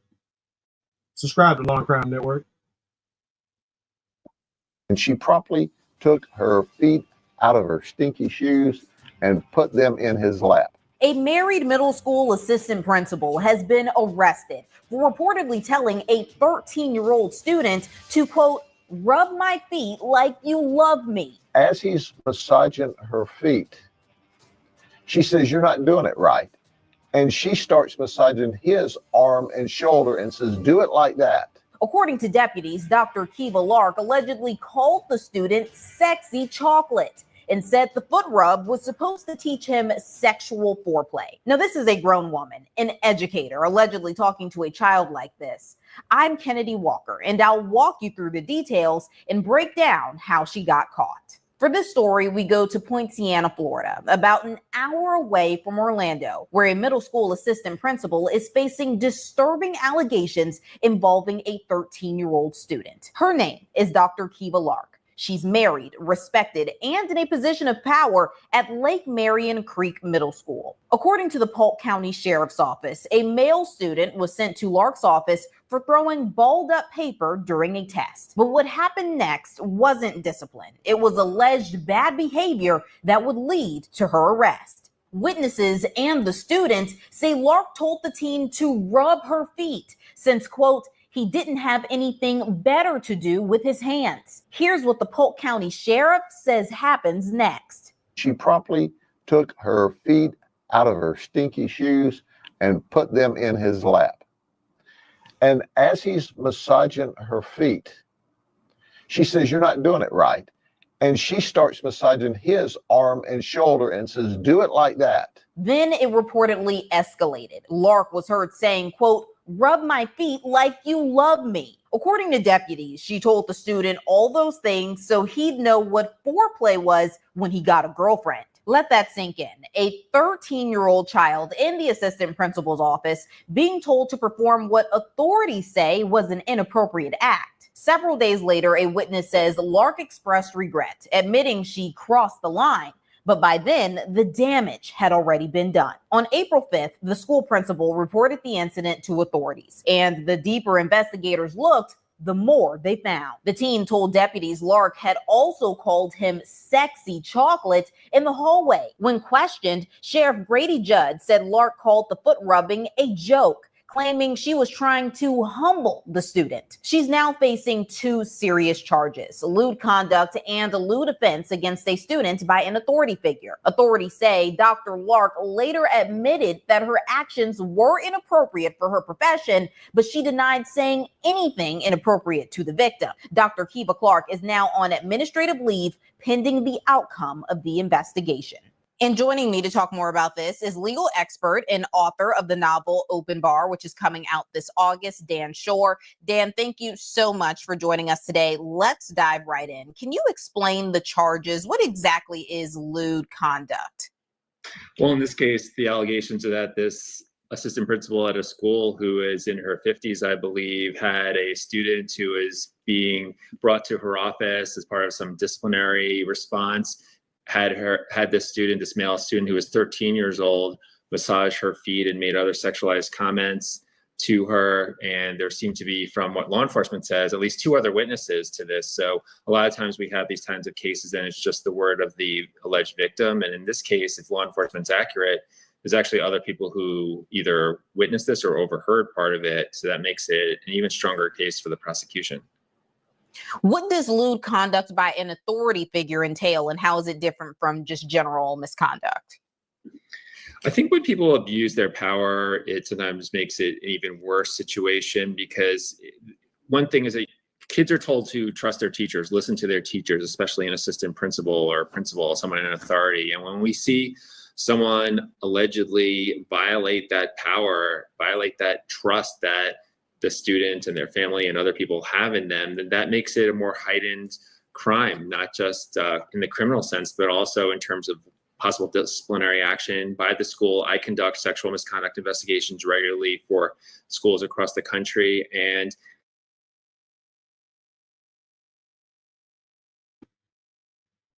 for those tuning in, Right now, we have a school teacher in Polk County, Florida, having a student massage your feet and calling them sexual chocolate.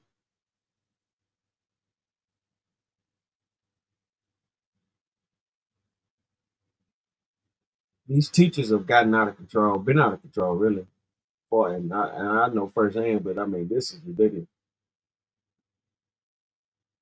When someone's in a position of trust and power, often people will agree to do things with them, including sexual things, because again, people are told to listen to their authority figures. We tell people all the time, students, kids, if the principal tells you to do something, you listen to them, right? So here you have a 13-year-old being told by the assistant principal, massage my feet, allegedly, and he went along with that according to the allegations.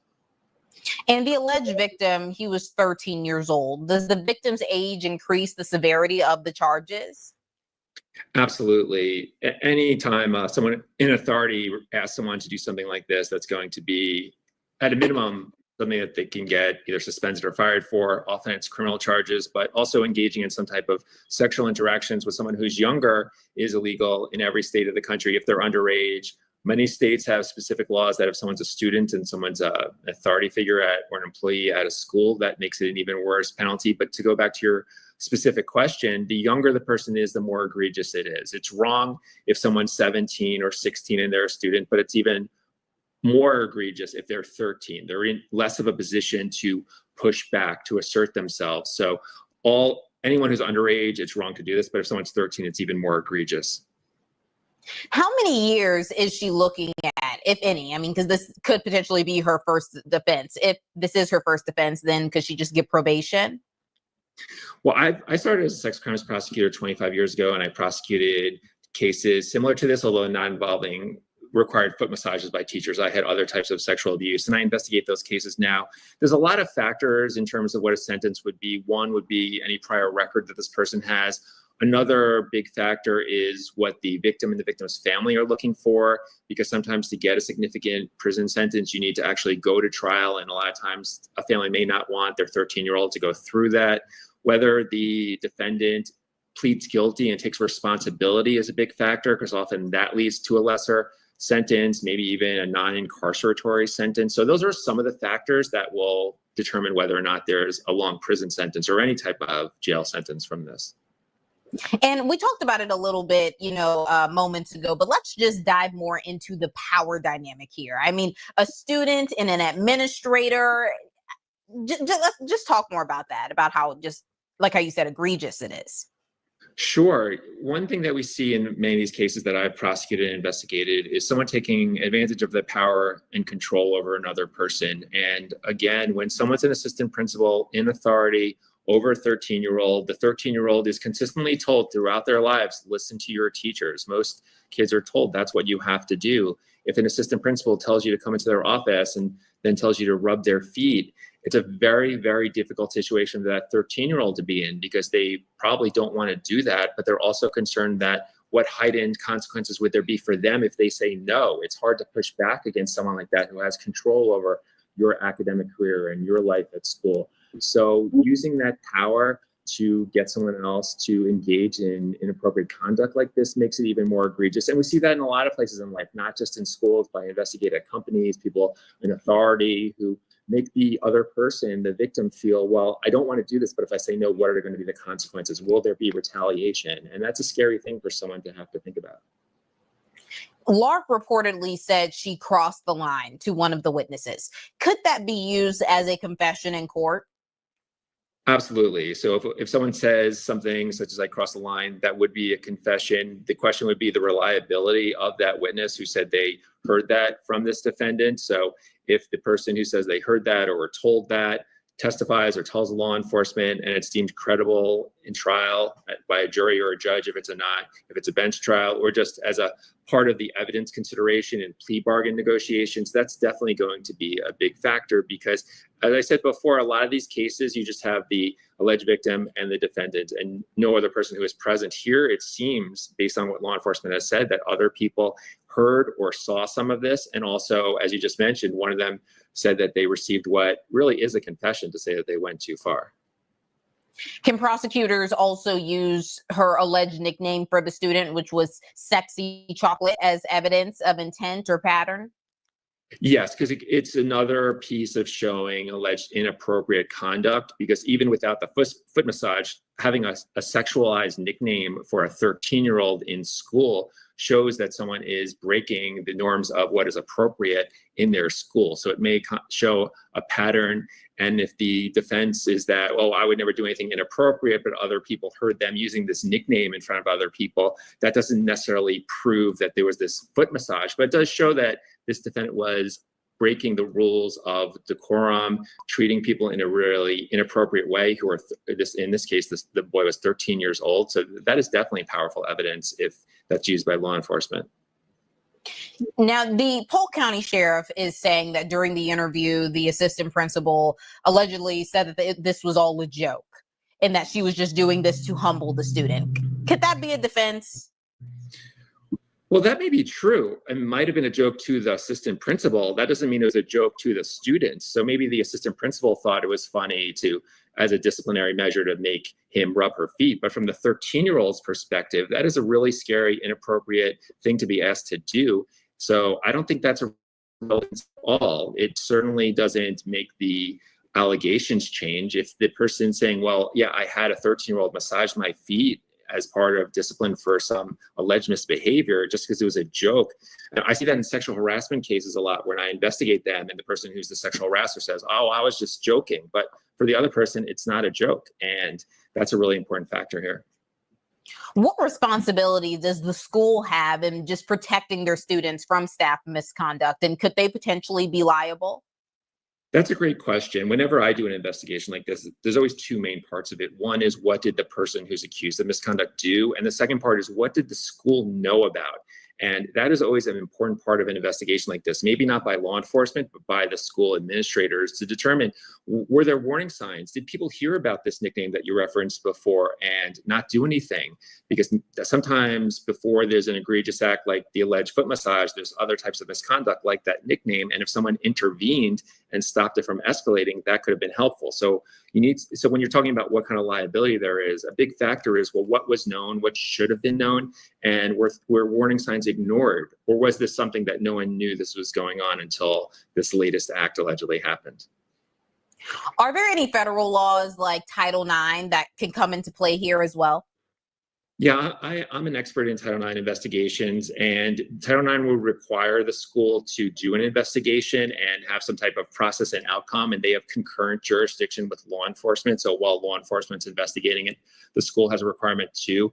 But Title IX is a requirement for the schools to do their own internal process to enforce everyone having an experience at school that doesn't have sexual harassment or sexual assault. So it's not a criminal statute, Title IX, but it would require the school to do a thorough investigation with due process for everybody.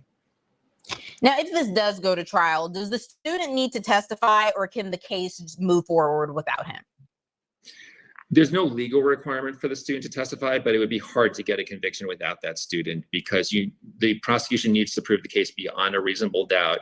One way they could do that without the student's testimony is if other people did witness the conduct and they testified to it. So that's one way to get a conviction without the student. But often without the student, it's hard to show a jury that has to unanimously find someone guilty beyond a reasonable doubt. It's hard to do that without the student. It can be done. There are other witnesses, if there's the admission that you talked about before. So it's not impossible, but it's more challenging then.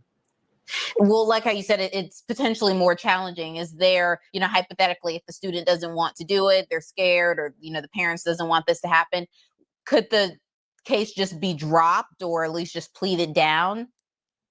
Well, it's very common for these cases to result in a plea bargain. And in fact, few of them do go to trial. Often there is some kind of plea agreement.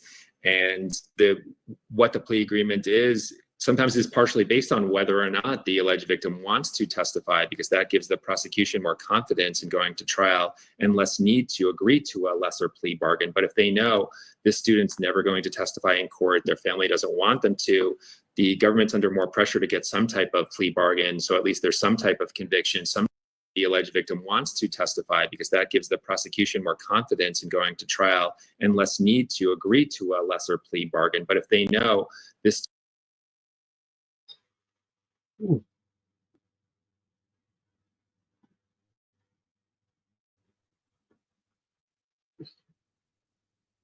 As you can look and see the teacher here in the bell bottoms, in the Miami Dolphin colors.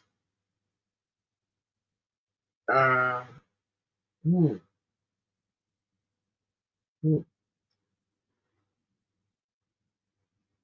Oh, this is a very interesting case. I mean, it's headline news everywhere. These people feel like I'm starting to think these people feel like they're above the law. At this point, I gotta believe that. Students never going to testify in court. Their family doesn't want them to. The government's under more pressure to get some type of plea bargain. So at least there's some type of conviction, some type of consequence. And that's going to be one of the things that the government weighs when they're prosecuting this case. What legal protections are in place to shield the child from re-traumatization if he does decide to testify? Well, hopefully whoever's prosecuting this, whatever prosecutor's working on it, also gets services for that student, counseling services, support services. Same thing with the school. They should be supportive. One thing that is part of re-traumatization is a fear of retaliation, and that's very common in a case like this. So making sure that both the school and the prosecutors explain the rules that hopefully will protect this 13-year-old from retaliation from either this teacher or other people. It's a very challenging thing to testify in public about something like this. It can be embarrassing. There's a lot of misplaced self-blame on the part of victims in cases like this. So there are a lot of counseling groups in place now that didn't exist 20, 30 years ago. So hopefully that gives support for the student. Now let's talk a little bit about the alleged witnesses. We know that all school employees are considered mandated reporters. Could any of the witnesses who reportedly watched this incident happen get in trouble for not stepping in and stopping it right away? It's possible. They're certainly going to be asked about that. Maybe if they are cooperating with the investigation and the prosecution, then that's going to be in return for not facing consequences for their failure to act. Maybe they were part of how this came to light. That's something that will be looked into. But the fact that they're cooperating now and giving information now certainly helps their case if they are accused. But a lot of times, as I said before, when a school is looked at for their responsibility, the things that are looked at are other employees aware of the misconduct and do they allow it to occur? So that's a great question. I think that's something that needs to be looked into more, both by the school itself and by law enforcement. Now, this is an assistant principal. We don't know who the witnesses are, but, I'm just thinking about the hierarchy of schools. The only person above the assistant principal is the principal and then the superintendent. So just hypothetically playing devil's advocate, could the witness who I'm assuming, let's just pretend is under the assistant principal say like, hey, I was afraid as well to stop it, to speak up because they, were just scared of losing their job potentially? Yes, and we see that all the time where people are afraid to speak up about misconduct because they're worried about retaliation against them. And unfortunately, that's not a fear that is irrational. A lot of people do experience retaliation when they do speak up about misconduct. So it's really important for any school, any organization to create a culture where they tell people if you see some type of misconduct, especially involving a student and an authority figure, here's where you should go to speak up. Here's the person who's the point person you can go to, and encourage people regularly to do that. Let people know where they can contact the right person. Because a lot of times I talk to school officials, teachers who want to report something and they say, well, I didn't really know where I should go. So that's really important. And that's something that will be looked at here. What policies, procedures did the school have, and how were the employees and students told about those so they knew where to go if they saw something? Could the student's family pursue a civil lawsuit against, the assistant principal or even the school? Well, certainly against the assistant principal, they could, if this is true, what the allegations are. And against the school, anyone could pursue a civil lawsuit. I think one of the big factors about whether they're successful is whether the school was in a position to stop this earlier. Was there something in this assistant principal background check that they ignored before hiring them? Or were there other warning signs, such as that nickname that was being used? Were people aware of that and ignoring that? So those are the types of things that might lead to enhanced civil liability for the school. Let's talk about attorney strategies. What are the biggest challenges the prosecution may face here? The biggest challenge I've faced in cases like this is cooperation of the victim, because very often, for understandable reasons, a 13-year-old or someone around their age does not want to testify in court. Their family doesn't want them to testify in court. They don't want their name to get out there. A lot of media keeps the name anonymous, but if someone's testifying in court, often it will get out there. And people understandably don't want that. And that makes it more difficult to get a prosecution that's successful. So that's definitely the biggest factor from the prosecution in terms of challenges. And just going back to, the family suing, I thought of something. Could they possibly sue for emotional distress as well? Sure. Whenever someone sues in a case like this, that's definitely a big part of what the lawsuit is, the consequences to that student, whether it interfered with their ability to engage in school after that. A lot of people who experienced sexual misconduct in the educational institution then have a lot of trouble going back to school, excuse me, and learning and studying and things like that when it's the place where they just went through this very, very negative experience. So that's it. And then we've seen people unable to participate in activities, do other things after that because of the trauma. So that is a big part of a lawsuit like this. If convicted, would Dr. Lark have to register as a sex offender?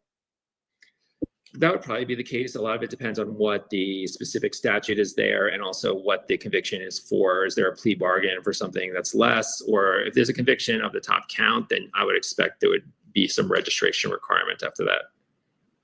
And how would, walk us through that process? Because that means, hypothetically, that Dr. Lark would lose everything. She has been an educator for, I'm assuming, many years. Now, if you become a registered sex offender, that means that you can't continue your career.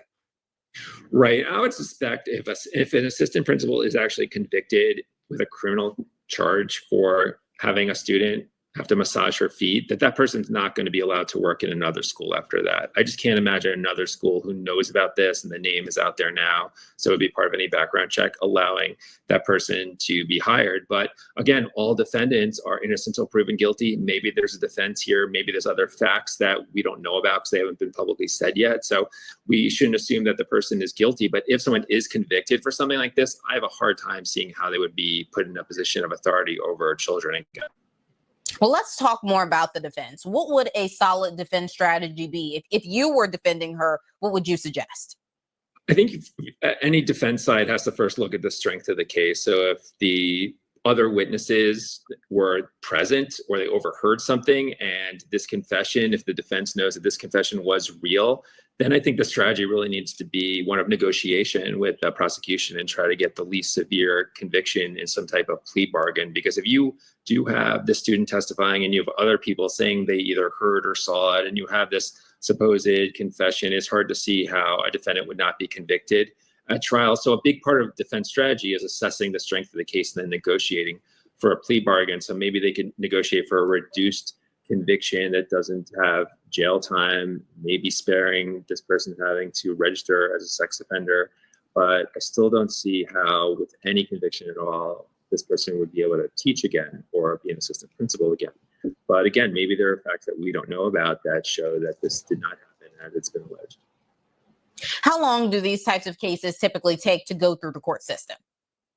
Unfortunately, the court systems grind very slowly, and some of these trials take up to a year to get to, maybe even more. A lot of it depends on also, are there plea negotiations that are going on for a while, and that could delay things. Usually it's in the defense's interest to delay things because the longer it goes, the more the witnesses, their memories fade, their interest in testifying fades. So I know as a former prosecutor, you don't want it to be delayed. And often the defense is the one delaying it, trying to buy more time, trying to get more information that'll help them negotiate a plea bargain. But a lot of these cases don't go to trial for a year or more. All right. Well, this is something that we will definitely be following. Thank you so much for joining us today. Thanks for having me on. It's great talking with you. Polk County Public Schools Superintendent released a statement saying, quote, "This is abhorrent behavior for anyone who works among students, especially an administrator. This person no longer has any business being around children. We commend the school principal for immediately reporting this incident so we could take action and work with the Polk County Sheriff's Office to protect students." For Law and Crime, I'm Kennedy Walker.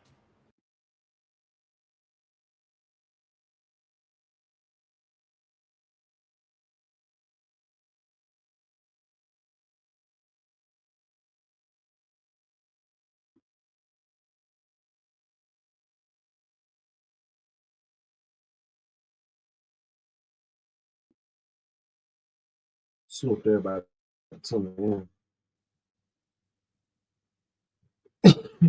Man, another great live. Unreal. Unreal. Some of this stuff that's been going on, man. Unreal. I appreciate everybody that stayed through through the live stream. Yeah, through the live stream errors and things that we had going on today. We got another one. Another one. 20 minutes, I don't know. Middle school teacher secret sex scandal exposed. Cop, it's 12 hours now. 12 hours ago. Subscribe to Law and Crime Network.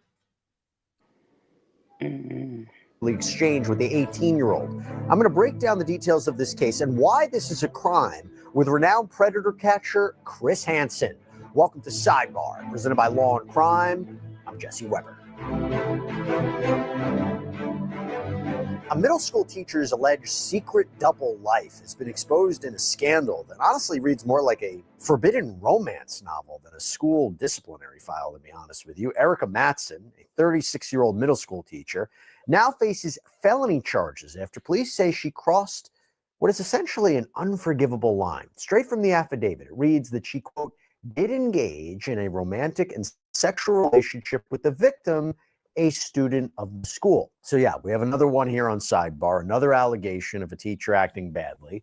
And what makes this one disturbing and concerning is that authorities claim this was born out of a very vulnerable moment. So according to the explosive arrest affidavit that was obtained by Law and Crime, this alleged illicit affair began in May of 2023 when the then 18-year-old student, we'll talk about his age in a minute, the 18-year-old student found Matson apparently crying alone in her classroom at Kaleidoscope School of Discovery in Panama City, Florida, and then approached her. And what started out as this innocent check-in quickly escalated into something else, because according to the affidavit, he, the victim, advised that the two began messaging on Facebook and flirting. But then text messages, police say, soon turned into secret rendezvous when the two agreed to meet up outside of school for the first time, and that turned physical quite quickly. And just as an aside to this, Matson was this student's teacher when he was in middle school, and even though he was in high school when this apparently all went down, the two schools are located in the same building, so they would have still seen each other and possibly have had contact inside that building. The principal also told investigators that the alleged victim would have had the authority to report Matson over this conduct, which makes you wonder why the student would have waited this long to raise the alarm. And we're going to get into that a little bit later too. But police say these digital exchanges soon led to an in-person meeting at a local movie theater. Two never made it inside, apparently. According to the affidavit, the victim and the defendant planned to go on a date at the VIP PC Cinemas. He, the victim, advised that they stayed in the truck and talked and made out the entire time. All right, before we get into this, I want to bring on a special guest, friend of the show, friend of mine, renowned predator catcher, host of Takedown on True Blue, and also host of Predators I've Caught with Chris Hansen. Chris Hansen. Jesse, good to see you. Good to see you. Always. Interesting case, different It case, is an right? interesting case because on the one hand, you've got a teacher preying on a student, no question. Yeah. And that's wrong. That's abusing a position of authority. But the young man, the victim in this case, is 18. So if they didn't know each other, or the young man was not her student, this is not against the law. But in Florida, where this occurred, it is illegal to abuse a position of power. And that's what's being alleged here. Do you think that's the right law to have? I think it is. Because, there's a big difference between 18 and however old the teacher is, a grown woman who's at least 5 years older, right? Yeah. And so psychologically, to put this child in a position, this young man in a position where he is vulnerable, obviously, and especially to take advantage of a young man who is sensitive enough to go to the teacher's side because she was distraught. And for her to take advantage of this and then lure him into allegedly a sexual encounter, it's wrong, and it should be illegal for a teacher to do. Because it's that position of a power. That position of power. We're not talking about a grad student who's 25 and a grad instructor who's 35. That's a different story. When we get younger in age, especially in, middle school, high school. Those children still need to be protected, I would argue. Now, I wonder if the counter argument was, I was in a vulnerable position. I was crying and he comforted me. And he took advantage of me as a young adult. And that will likely be a defense here, as I'm sure you've thought about before. This is not an easy case to get a conviction on. And I'm shocked, quite honestly, at this point, because we usually see these cases where it's a little bit of a gray area situation. We see a lot of plea agreements in these cases, as you know. I imagine the rub would be, does she get to teach anymore? Does she have to register as a sex offender? What the sentence would be? But this is not criminal sexual conduct. This is, again, abusing a position of power. You talk about maybe an uphill case. Having said that, the digital evidence, right? Sure. Messaging, The evidence is flirting on strong. Facebook, like that happens so many times in these cases, the digital trail, right? Well, in our predator investigations, it's very dramatic when the man shows up. We just finished a sting in Louisiana. 9 guys showed up in 3 days, and you'll see that soon on True Blue. But as dramatic as that is, when I confront them, when we see the commission of a felony take place before the camera, it's the text, it's the digital evidence that is the backbone of those cases. And the same is true on the cases we talk about here. What do you advise parents about? Oh, let me ask you this. What are the red flags parents should be looking for? Because you can't tell your children not to have social media or not have a phone. So what do you do? Well, I think, look, it comes down to a child knowing they can come to a parent and have an open discussion without being judged or criticized or I told you so type. And for those tuning in, middle school teacher found in distress. One of her students came to comfort her. Situation, because we see this in the sextortion cases. We got a big documentary at True Blue going on that topic, and these kids are afraid to tell their parents that they screwed up, and they're afraid to face the consequences and the embarrassment of their actions. When in reality, had the kid gone to the parent and said, "Look, I got in over my head here, and this is starting to become something. Help me out of it," it probably would be a much healthier situation for everybody involved. And so it's a challenge for parents because you want it. He's 18, he's in high school. You want him to get a job. You want him to have some independence. You want him to have a social life, a girlfriend or a significant other. But you don't want him dating the teacher. Yeah, that's. And I'm not pretending that this happens every day, but we have seen an explosion. Here on Sidebar, I'm calling I mean, we're commissioning a whole documentary on it. It happens so frequently. Yeah. And I can't explain it. I have theories, but I can't explain why over the last 2 years, we have seen an explosion of female teachers accused of inappropriate relationships with students. Can I get a preview? One of your theories might be? Well, I think, as always, reporting. Yeah. I think the fact that there is digital evidence. 2, and 3, I don't know. I think there's been, I suppose, an explosion in fantasy porn where the teacher-student thing plays out, the daddy-daughter thing plays out, all that stuff that's on these various porn sites, not traditional, adult porn, but fantasy stuff. And I think that leaks into the real world. And I think you see people start to act out upon that. Very concerning situation, like most of the stories that we cover here on Sidebar. And in a different vein, a very different vein, you know what else is very concerning? We're at a point right now where we know a lot more than we did 10 years ago. And we got to be thinking, what exactly are we eating and drinking, right? I'm very particular about what I put into my body. And honestly, shopping for healthy foods is not easy. It's tough to know what's actually good for you. But that is why I'm so pumped. Thrive Market, oil chips, also healthy food, and a free gift when you join Thrive Market today. I haven't even gotten into the next stage of what happened here, but before we do, just real quick, if there is a delay in reporting, why do you see a delay in reporting? If we're talking about something that began in May of 2023, why are we talking about this? I think, look, he's an 18-year-old man. right? There's some part of him who is getting gratified in this relationship, as wrong as the relationship is. She's an adult woman who's obviously getting something out of it.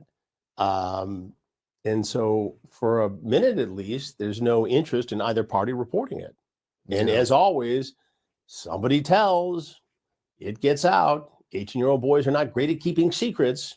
And one thing leads to another, and suddenly people are asking, what the heck is going on here? What are the preventive measures schools can put in place? Well, I think it's screening, right? Yeah. I mean, how do you screen a teacher to make sure that she doesn't exploit a 12, 13, or 14, 15-year-old boy? I mean, you have to come up with a way to do that. I mean, we see this across the board in our predator investigations. You know, we see sometimes people in law enforcement or people who have been in the law enforcement academy. We see Disney employees. We see people from all walks of life. You know, in the last investigation, we had a guy who drove 6 hours from Arkansas to sexually exploit a teen girl. So, you know, there are warning signs, and it's incumbent upon companies and school districts to do the very best they can to screen anybody who may have a proclivity for this activity. You can't like monitor their conversations. You can't No, monitor you their can't. You can't. communications, And I understand it's not a perfect world, and I understand there's no magic, you know, bullet for this, because I've seen too many different kinds of cases. I understand these guys aren't all one guy, and these women aren't all one woman. And who knows? Maybe for the teacher, it's a fantasy that brings her back to a very enjoyable time of life when she first had a sexual experience, and she wants to relive that with somebody in her class. I can't tell you what's in their minds. Yeah. But I think it's a combination of all these things and a perfect storm that we're seeing explode now with all these cases. So let's talk about that perfect storm, because I want to get back to the night where everything changed. So just days after this supposed parking lot encounter where they were making out, or allegedly making out, the student was at Matson's home, where police say they had a sexual encounter for the very first time. And it wasn't a one-time mistake. According to the affidavit, the victim could not advise exactly how many times the two engaged in sexual activity while he was still enrolled in school, but advised it happened numerous times before he graduated. He did advise that the relationship continued after he graduated from high school. But then there was a smoking gun in this case, one that, if true, you have to think it might seal Matson's legal fate. And before we even get into that, okay, you know, you're talking about multiple alleged sexual encounters. How does nobody notice this? Well, I think in hindsight, people say, I suspected something. You know, what's this student doing over at a teacher's house? You know, once or twice you can look the other way, but, you know, there are always warning signs here. And it's a matter whether or not somebody wants to take action. The fact that taking it as a true, the frequency of this happening multiple times, allegedly, and even after graduation, does that complicate the case? Well, I think that her lawyers will argue that, you know, look, this happened at a very vulnerable time, bad judgment on the part of a teacher, but he's now graduated. The relationship continued. She deserves a pass. Bad judgment does not necessarily constitute breaking a law. The law is pretty clear, as far as I can see in Florida, that if you're a teacher, you shouldn't be having a dalliance in a sexual relationship with a child, with a student. Yeah, and we talk about what the proof is, right? So we talked about the messages. Remember I said there was a smoking gun? What is perhaps the most damning piece of evidence? Photos. According to the affidavit, the victim also provided pictures of the defendant and him together. The pictures included shirtless photos of the victim with the defendant embracing him and kissing. No way to get past that. No, there isn't. And you have to not only question why they would do that, but the judgment of somebody who would do that, right? And does that eliminate them from being a teacher altogether? If they've got such poor judgment to do that, well, then not only does it constitute, according to prosecutors, a crime, but it's like, this person shouldn't be a teacher. You know what fascinates me is there are people who have affairs. Two consenting adults have affairs. Absolutely. They keep it so secret. You would have no idea. Right. But in these cases, when you're talking about a crime or no, they're flaunting crime, it. You and I talked about a case some time back in Tennessee where a sheriff deputy's wife was bringing a student to the home, the marital home, and having sex with the student. I mean, how do you think you're going to get away with that? Yeah. You know, people get so drawn up in the moment, I think, and so, I don't know, driven by, you know, these fantasies that develop, that they don't see the line between fantasy and reality, and they cross it, and that becomes a felony. And that's what's happening here, right? So on April 10th of this year, just a few days ago, Panama City Police, they arrested Mattson on a felony charge of, as we've been talking about, an authority figure engaging in sexual conduct with a student. And again, even though this is a case where the alleged victim was 18, this statute prohibits any authority figure from engaging in this type of conduct with a student. The affidavit reads, despite the victim being 18 years of age, the defendant did violate the statute due to her being an authority figure at the school the victim was enrolled in. Pursuant to Florida Statute 800.101, an authority figure shall not solicit or engage in sexual conduct, a relationship of romantic nature, or lewd conduct with a student. Statutes define an authority figure as a person 18 years of age or older who is employed by a school, and defines a student as a person who is enrolled in the school. And court records indicate that she was booked into the Bay County Jail, posted a $25,000 bond. But actually, get this, her record also indicates she's representing herself, which raises a whole lot of questions about her legal strategy, because she's preparing for an arraignment in May. What do you make of that? Well, somebody who hasn't thought it through, obviously. I mean, if she was financially unable to have a defense lawyer, the court would appoint one for her, as you know, obviously. But to think that she can argue her way out of it, again, it raises a lot of questions about whether or not this person has the character and judgment to be a teacher in the first place. And I think, based upon what I know about, you know, the state of Florida and the state attorneys there, they're going to want to make an example here. This is a law that doesn't get prosecuted very often, thankfully. Hopefully that's because it doesn't happen very often, but they're going to make an issue out of this one, and they'll push. And especially because you read the headline, 18-year-old, why is this a crime? Well, no, it happens in all these cases, Jesse, and you know it. You hear it all the time. Oh, it's a teenage boy's fantasy. Everybody, you know, is attracted to the good-looking female teacher. And be that as it may, it's still a crime. Yeah. And it still takes its toll on the underage victim.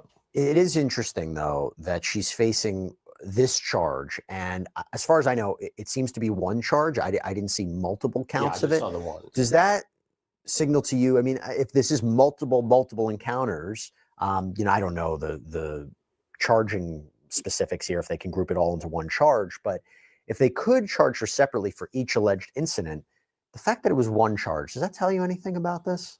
Well, I think it tells you that they have a very strong case with one charge, and to overcharge her by, you know, accusing her of abuse of authority for each time that there was a sexual encounter, you can see that maybe as being viewed as overcharging. Yeah, and they might be able to bring evidence in of those other encounters. Whereas if you charge with one count, you've got all this evidence, and if somebody says something about one or two of the incidents, you've still got a pretty good stack of evidence. And if there's no deal put in place, you have to imagine this young man will have to testify. Oh yeah, and that's not easy at times. No, and even if you are 18, I mean, it's still a situation where he was taken advantage of in some ways by somebody who had authority over him. By the way, so she made her first court appearance on April 11th. There was a no contact order that was issued, so it prevents her from communicating or having any sort of physical contact with the alleged victim here, as well as being within 500 feet of him. Do you see those violated a lot? Once these cases get to the prosecution point, anybody who violates that is just begging for a judge to throw them in prison. I have seen it happen under the guise of, oh, I can't live without you, and all the other things that go along with these sorts of cases. But generally, if they're getting proper counsel, they will stay 100 miles away. Because if they don't, they'll get in a lot of trouble. Yeah. By the way, we can assume that the school that Mattson was teaching at, Kaleidoscope School, probably reeling from these allegations, but the organization, as far as we can see at the time of this broadcast, remaining kind of tight-lipped about the current status of her employment, and they've not yet released a statement regarding Mattson's arrest. Again, she's due back in court on May 15th for an arraignment, and under Florida law, if she's convicted, it's our understanding this is defined as a second-degree felony, and second-degree felonies can be punishable up to 15 years in prison. So Let me ask you this. The fact that we haven't heard at the time of this recording so much from the school, you think they're doing their own internal investigation? Well, trying to I understand would have to believe they are doing their own internal investigation on two different levels. One, has she done this before with other students? Two, are we making sure we're hiring the right kinds of teachers at this school, right? The fact that they haven't made a public statement to me is a bit surprising, because anybody who's being advised properly will get out in front of this and say, you know, we obviously don't condone this. We're launching a full investigation. We want our parents and our students to have confidence in the integrity of our employees, and we will make sure that if anything else has happened, we will take action. We will report it to authorities, and we will let parents and the school body know. In your experience, and I'll end on this point, whether she takes a deal or whether she's convicted, do you feel like prison time has to be a condition here? That you said, setting an example, you think it's important that she serves prison time? I think if she were to get counseling, registration, and some minimal time in the county jail, this is probably a person, and I haven't studied the case. Sure. I haven't seen the pre-sentence investigation or anything like that. But it would seem like this would be a case that would be eligible for some minor county jail time, definite registration as a sex offender, and intensive therapy and counseling and monitoring, so it doesn't happen again. And she's never going to work in a school again. She can't. Chris Hansen, Jesse, host of Takedown on True Blue. Predators I've Caught with Chris Hansen. So good seeing you. Thanks so much for taking the time. Great seeing you. All right, everybody, that's all we have for you right now here on Sidebar. Thank you so much for joining us. And as always, please subscribe on YouTube, Apple Podcasts, Spotify, wherever you get your podcasts. I'm Jesse Weber. I'll speak to you next time.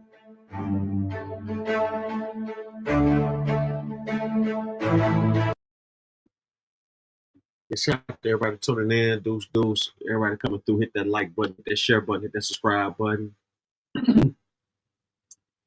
Man. Had an up and down show. Had some technical difficulties in the beginning. We're going to see about that. Appreciate everybody tuning in. Deuce, you would come in right now.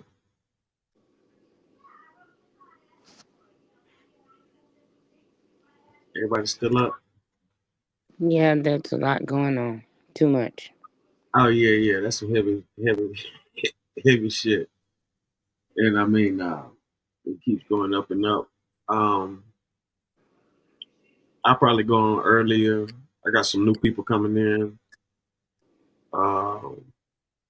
So I'll try to probably go on early tomorrow. Or today, rather. Appreciate everybody tuning in.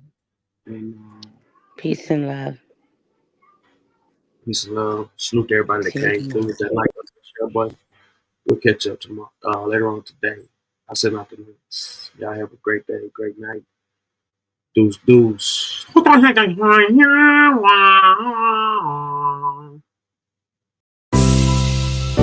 Corey Moe.